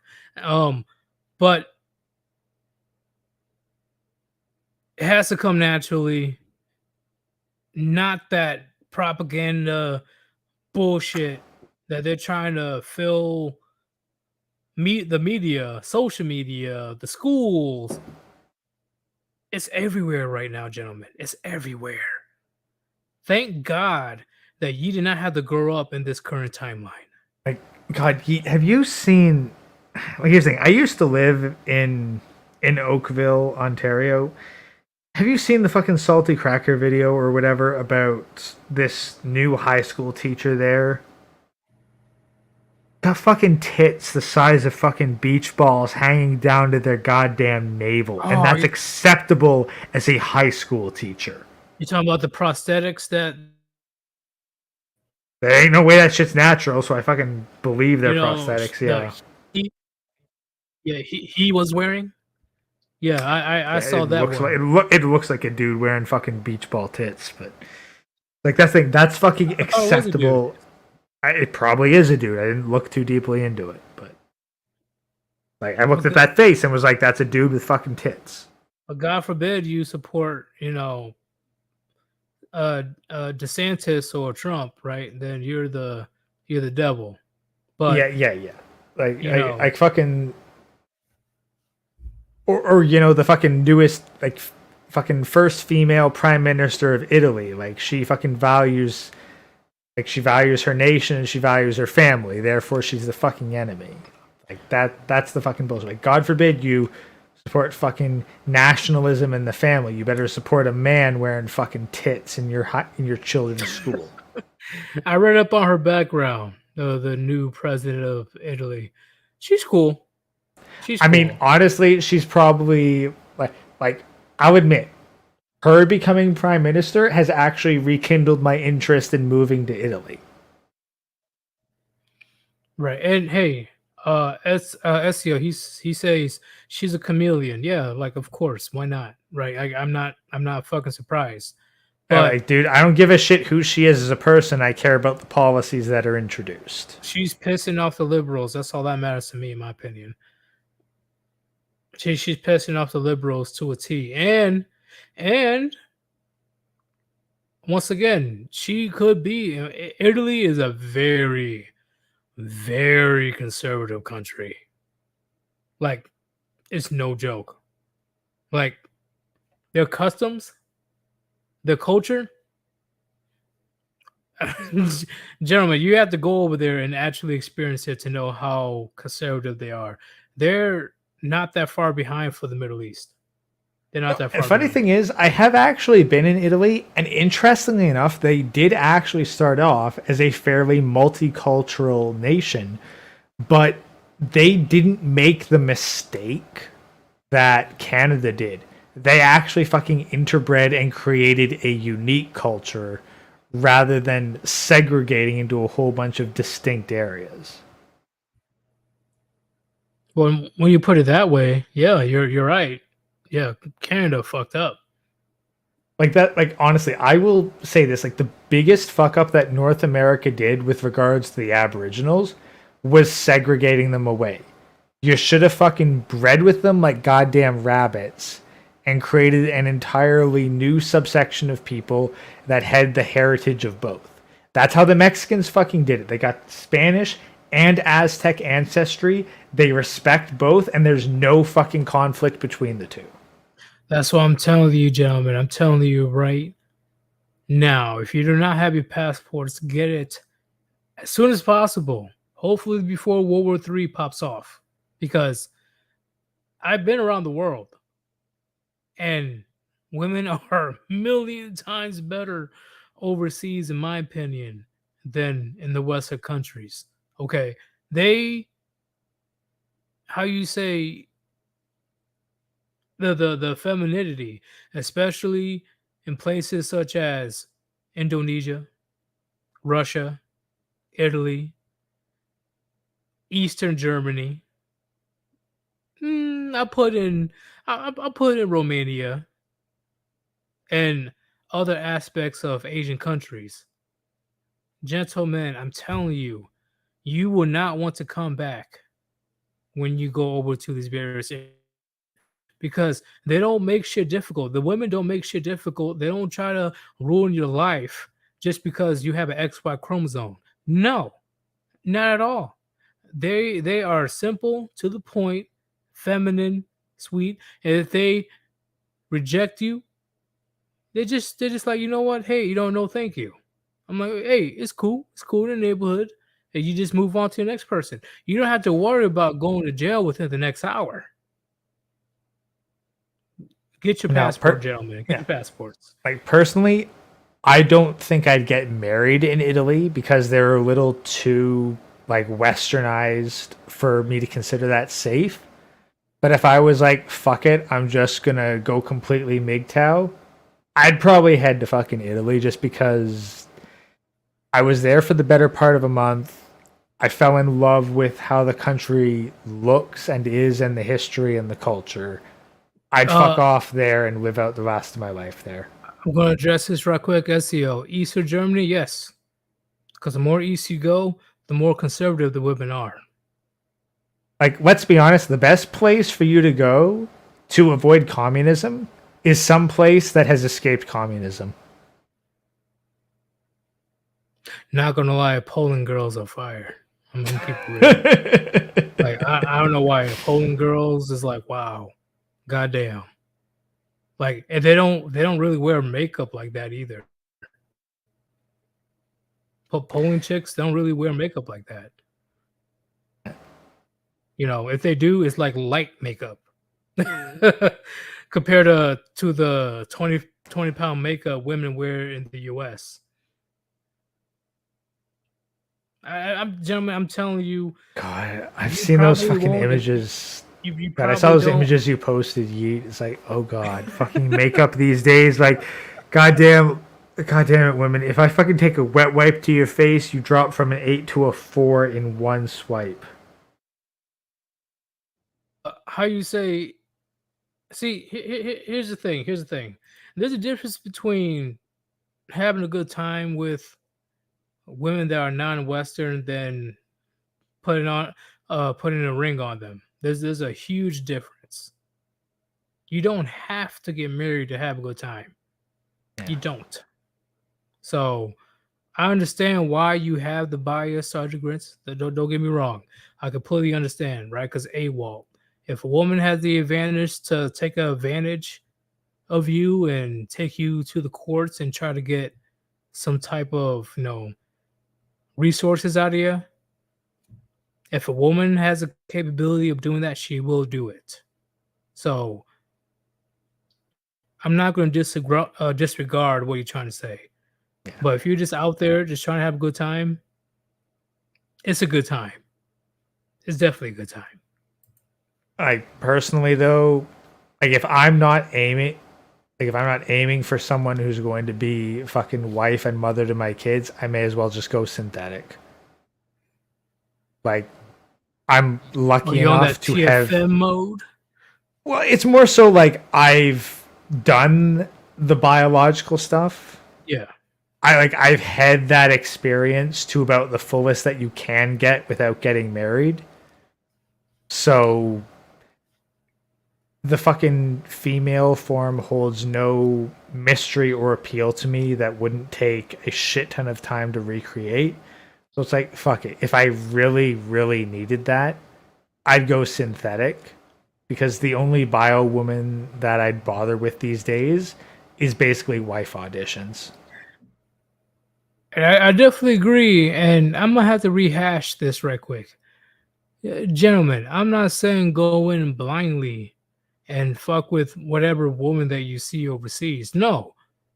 Like we explained 200 times before, just because you're going overseas does not mean that you stop being red pill. You always stay aware, because with red pill, we all understand AWOL. All women are like that. Okay? If they have the opportunity to take advantage of you, they will, which is why, as long as you stay red pill, it will be very difficult for them to have the upper hand. All right? I'm not saying going blindfolded and,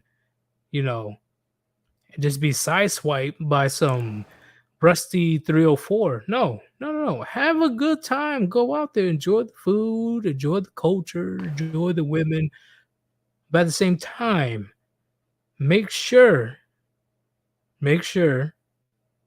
that they're not taking advantage of you. Because when I say AWOL, and I'm sure Gray can agree, yeah, AWOL exists. It exists, gentlemen. Okay, that's the thing. Like the odds that you're running, like if you find a fucking unicorn, you may as well buy a goddamn lottery ticket because you got a golden horseshoe up your ass. I'd honestly think you have better odds of winning the lottery than finding a unicorn. And if you do find a unicorn somehow, and once again, you're not 100% sure if you find a unicorn, but if she meets 99% of your expectations, don't fuck it up. Wait. If you find a debt-free virgin without tattoos over the age of 18 that has a good relationship with her father, that's about as close to a unicorn as you're gonna fucking get. And I'm pretty sure you got better odds of winning the fucking lottery. And if you somehow get to that point, do not fuck it up. Don't. Please don't. Please don't. Because you'll be doing a lot of men out here a disservice. If you're out here fucking, oh, yeah, I'm a macho alpha. I do whatever I please. No, like that's the if you manage to get that and find a happy life with that, I have nothing but applause and congratulations for you. I wish the best for you, your wife, and your children. Maybe that shit ain't gonna be for me, but I will fucking applaud any man who manages to make that shit work. Agreed, because once again, I cannot force you as a man, right? Because 99% of you in my chat are men. I cannot force you what you can and cannot do in your life. But if you still choose to get married, choose fucking wisely. And what I mean by choose wisely, don't get married in the West. And it's only advice. It's only advice. Get married where the laws are favorable and have excruciatingly high standards in order to make sure that you weed out any possibility. If you manage to find one of the fucking good ones and get married to her, fucking kudos to you. I salute you, you brave motherfucker, and I hope for all the best. I'll be at the open bar at your wedding. Like if you manage to find a good one, I'll fucking pay for the open bar at your wedding. Pay to get drunk. I'm sorry. You pay for dude, I'll pay for the fuck, dude. Like, let me put it this way: if someone's fucking father-in-law raised their daughter right, I will gladly pay for every single one of his drinks at the wedding. Yeah, I won't make it out of the reception. I'm gonna keep it real. I'm not gonna make it out. Somebody had to Uber me home or something. Oh shit, because I'm definitely gonna be pouring a cold one for my boy. That somehow, some way, out of the billions of women in the world, he got lucky. Fuck yeah. But once again, gentlemen, I highly advise you to not get married in the West. If you get married overseas, remember what we taught you. Because once again, Undead Chronic, he's been speaking about this since 2016, 2017. Undead Chronic Lord Kush himself was explaining this. And you already know the motto. No hymen, no diamond. It's not just her having a hymen. There's a lot of things that goes with it. Just like what Gray explained when it comes to vetting a woman. Can you explain it one more time, Gray? I'm going to go take a piss. Debt-free virgin, no tattoos, good relationship with her father. That's what you want to aim for, ideally, above everything else. If you can meet those requirements, you found a good one. But then the next step is you got to consider the local laws of the land. Because women will absolutely act to whatever extent the laws give them, and you never know who a woman is truly until you give them power over you. That is why, even if you find this unicorn, you gotta find a country that has at the very least neutral, if not favorable, laws towards a man for marriage, and you move there to marry and settle down, and you never fucking bring them back. And if they object to moving to that other country to get married there and start a life there, You either start fresh with a woman in that country or you deal with the potential risk of having a loaded gun to your head 24/7, 365. There is Yeah, I'd rather no not have that. puniti. There's no puniti in the world that is worth decades of your life. Can you think of a single night of pleasure that you would gladly trade decades of your life for? Nope. Like, let's be honest, guys. Would you think about this for a second? Like, really think. Would you rather live to 80 as a virgin or 30 but you get laid? I'd rather live to 80. So many things I can do. So many things, because once again, gentlemen, sex, it's not as important as you think per se. I say getting sex on a consistent basis is nice, but it's not necessary, in my opinion. It's not. If you are trying to build a strong family, that's a different story. But if you're here just having casual here and there, left and right, it's not as serious as you think it is. Majority of men has gone by being their meat. Yeah. And get that Now- post-nut clarity. What's up? Like I've been there. I've had it. I had a consistent partner for many years. Incredible feelings for her. And it all went to shit. And yeah. Some nights I miss it. I get it. I get it, guys, and I get that I'm luckier than most that I even had that to begin with. Oh, I don't miss it. I'm good. In the sense of I had my fill. If Well, it that's the thing, comes like- by and if it was offered to me, depending on the person, I'm not going to say no. I'm not going to say no to that woman if, I know for a fact that she doesn't have STDs and she's not a psycho and she's not a Western woman. But besides that, I'm good. Best thing, honestly, I probably would say no because it's like, look, if you're not going to be the wife and mother to my kids, you're a fucking liability. I can't take that risk. Did you see my meme of a boyfriend investing all of his money on a woman because she's an investment? Oh, God fucking yes, I did. God fucking damn it. I was like, the audacity of this bitch. I was like, Like, bitch, you wait an investment till there's a fucking ring on that finger and a baby in your belly. Did you see her face? It looked like she already had her Botox and stuff done. Talking about I'm gonna invest. See, this is that type of situation, Gray, is the reason why I'm going to continue making videos until YouTube eats me off the channel. Because eventually, whether it's Fresh and Fit, whether it's Steph is Cold, whether it's MGTOW podcast on the Chronic Hammerhand You, men need to wake up.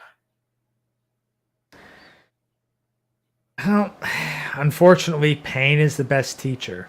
We'll do what we can here, and I do appreciate you having me on to spill my bullshit to everybody. No, it's all good. But unfortunately, pain is what most of these guys need to learn. And I was one of them. I needed pain to learn. So is what it is. Aerodynamics says Chronic says 18% divorce rate for virgins. Seemed like a good risk. In the West, yes.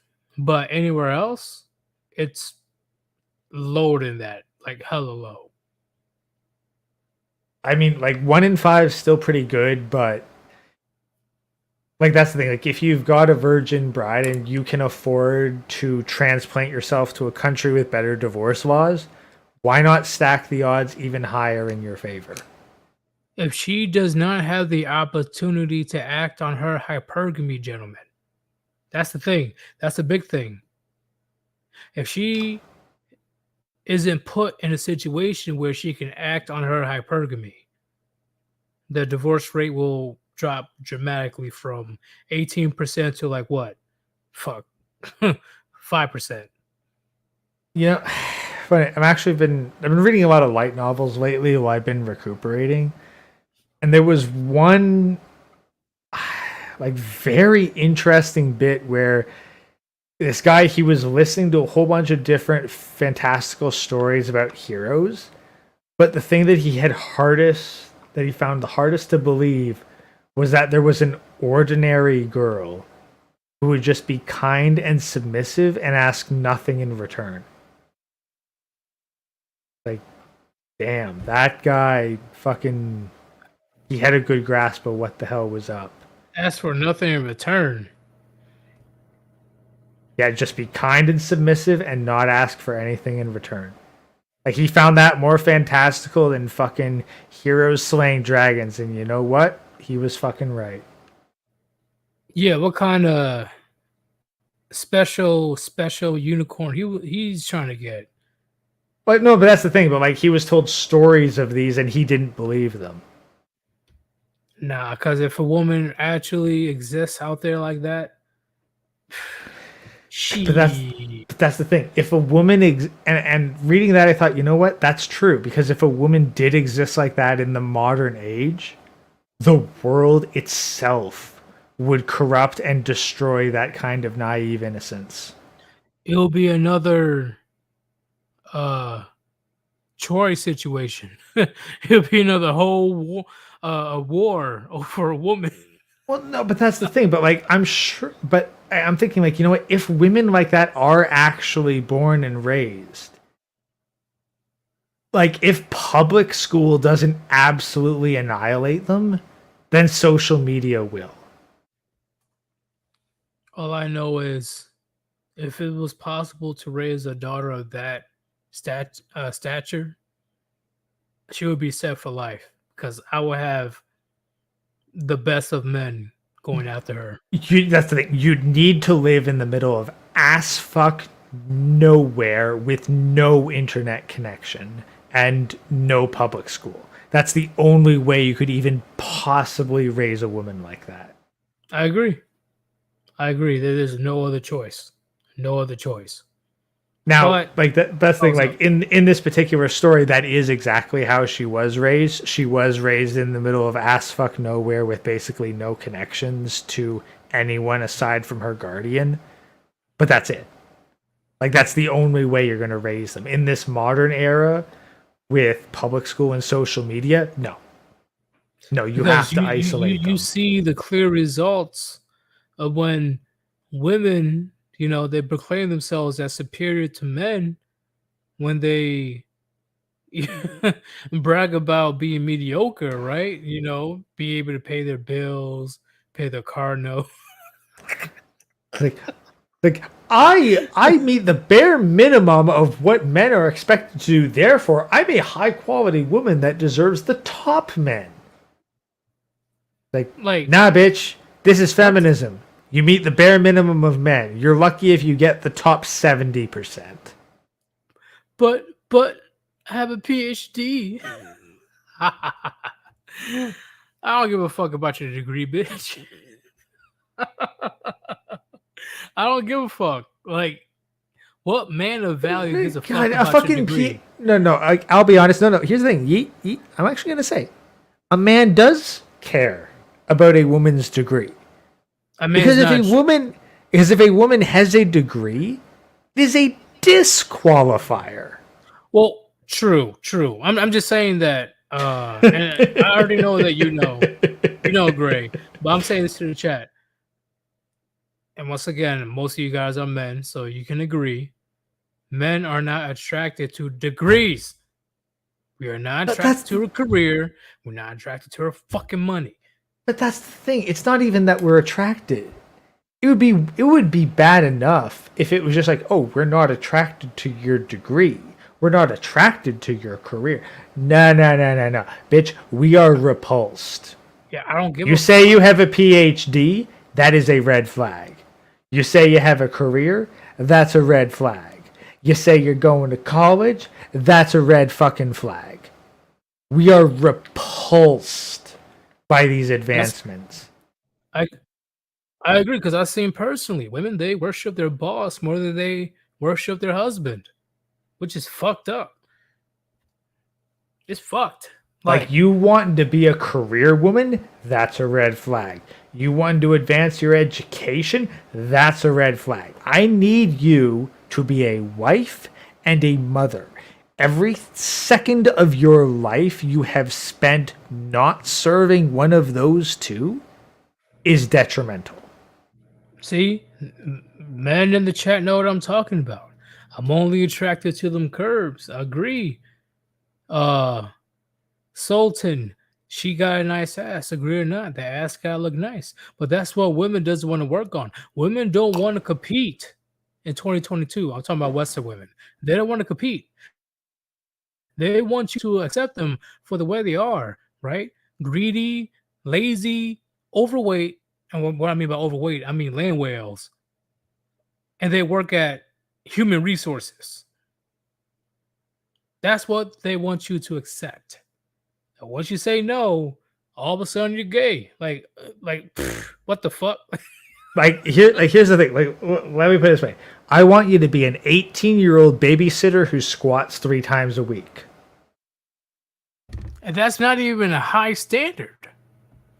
Yeah, that's it. Like, I want to know that you're good with children, you care about your physical fitness, and that you're legal. That's it. That's it. Oh. Well, yeah. I was going to add a couple more things, but yeah, that's pretty much the bare minimum that majority of men are looking for. That's it. Like, honestly, if a woman fit those 3 requirements and was, of course, a debt-free version with no tattoos and no piercings outside of the ears, maybe.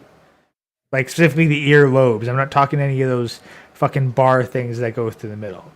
Like, if she's got pierced on the lobes, whatever. But debt-free virgin, no tattoos, no piercings aside from the earlobes, and she's a babysitter who knows how to cook and has no career prospects. That's it. That's it. Like, every fucking woman should be able, squats 3 days a week, or at the very least manages her diet enough to maintain a decent figure. That's it. I'm just looking at someone who can fucking look after the children while I go out and fucking earn money and then provide you with fucking everything you could ever fucking want. All you have to do is stay home, raise the kids, and not be a whore. But modern women still can't do that shit right. Exactly. Like, the fucking requirements are so fucking low. It's like, I forget exactly where I saw it, but men ask for so little and receive even less. And gentlemen, put a 1 in the chat if you never heard a man say, "Oh, she got a PhD. Damn, that's so sexy." No, but even like Sergeant Grinch, like, she must be able to read and write. Like, no, like, that's the thing. I agree with one bone for life. It does not matter. I don't give a fuck. In fact, I'd honestly prefer an illiterate woman, because that means she can't fucking read social media bullshit, and she can't read those fucking bullshit articles. That is true. And she can't fucking type shit to fucking sext on Tinder. But look at all those ones, though. Look at all those ones. Not once you heard a fucking man say a woman with a degree is sexy as fuck. I swear to God. And if that man truly said that shit, I will automatically label him as a male feminist. Automatically. The thing, what the fuck is she going to do with that degree? She needs to be a wife and a mother. At absolute most, if she had some sort of physical aptitude, like maybe like she was a gymnast or something. Like maybe she was really good in her high school gymnastics or was on the cheerleader squad. Like, okay, maybe that might add some level of credibility, but that's far less important to her being a debt-free virgin, no tattoos, suitable to being a mother. Gentlemen, if Gray is available tomorrow, we will definitely be talking about mental gymnastics, because that definitely needs to be discussed. The mental gymnastics of women in 2022 is so insane. I'm going to have to write down notes to keep up. So definitely look forward to a stream if Gray can make it. But if not, I'll be able to do that stream. I'll do my best to make it easy. Biggest problem since my injury is that like it's fucked up my ability to sit down after work. So Oh, it's all like, good. Like, are you able to do it later? Like, in the sense of like 8 p.m. your time, or it entirely depends on my sciatica. I'll do my damnedest to be here for it though. So take like 800 milligram ibuprofen. I'll fucking chug Tylenol like it's goddamn Flintstones vitamins, man. Jesus Christ. Okay. That sounds like I'm back in the military. All I need is a couple swigs of this whiskey. Like, sir, you have a bone sticking out of your leg. I got rum and coke and Tylenol. I don't feel any pain anymore. rub some dirt on it. So, if Gray is able to join, it'll be a great conversation because I'm going to be writing down so much double standard mental gymnastics bullshit. It's not even funny. It's going to be a great stream tomorrow, and it may or may not get me yeeted. It really depends, because I know a lot of you guys will know majority of what I'm talking about, but who's actually talking about women's double standards? Instead of talking about women's rights, why not we talk about women's wrongs? You know, honestly, maybe it'd be a good idea if I like multi-streamed it to Odyssey. That way, you get content, I get Odyssey content, and then in case your video gets yeeted, it's backed up there. Oh, it's all good as long as we are under an hour and 30 minutes. Like I think it is. It will mirror the video to Odyssey. Oh hell yeah! So the live stream can't be too long. Oh hell yeah! So yeah, in that case, we'll just go with your mirroring to Odyssey, and we can even set a timer and make it a two-parter for the same thing or whatever. Oh, I'm definitely down for that. I'm just expecting like eventually. I want some legit haters, like legit haters. Join my stream if you actually disagree with what I have to say. Hell, man, you're up to fucking 12K subscribers, man. Like, remember when you were pushing fucking 10K? Now you're up to 12K, and it like what, a month? You made it to 12K? Yeah. But like, and that's with Susan. That's the thing, and that's with Susan put the fucking pressure on you. So take some pride in that shit, man. You've noticed, right? Oh yeah. No, I noticed Susan fucking murking people from my channel, and I'm not even at 1K, so I can only imagine the amount of bullshit you got to deal with at 12K. But everybody knows, everybody in the chat knows, the grind doesn't stop for Sir Yeetus. It never stops. It doesn't matter how many views I get. I'm going to shout good content, even though I'm going to stop. Oh yeah, before we end the stream, I'm gonna let you go right now. Once I hit the What series part 100, I'm ending the series. So after that, the series will be over. But at the same time, I will be replacing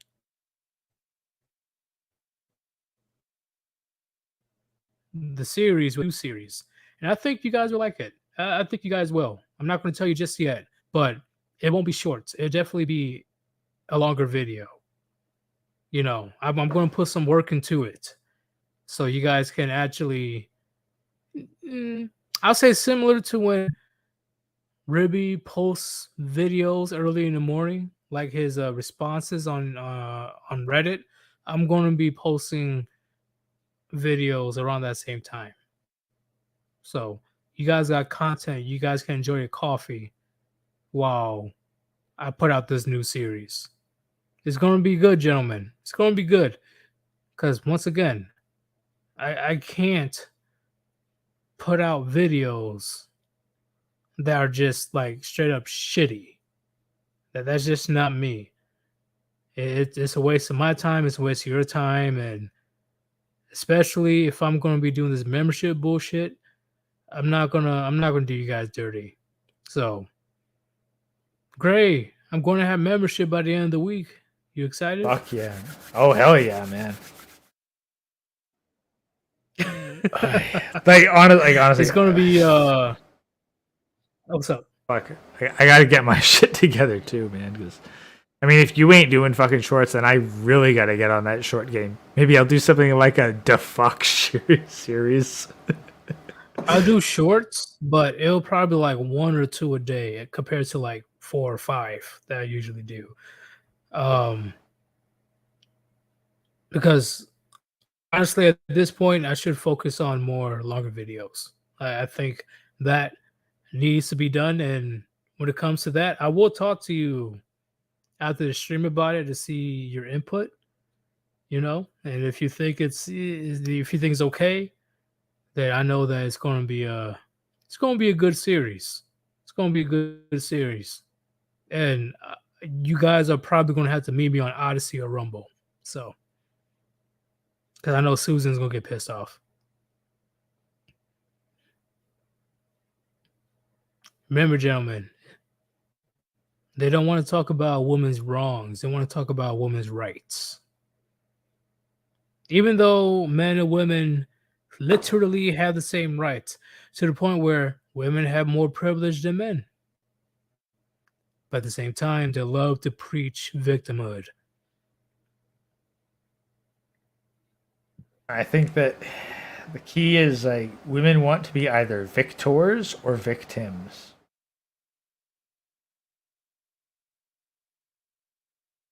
Yeah, there's no in between. None. If they lose, it's because someone else wronged them. If they win, it's all their own. Right, and that's the big thing. I've noticed that women, right? I'm talking about women in general. They go to the extremes. They don't go for normal examples or normal hypotheticals. They always go for the extremes. Far left, far right, never in between.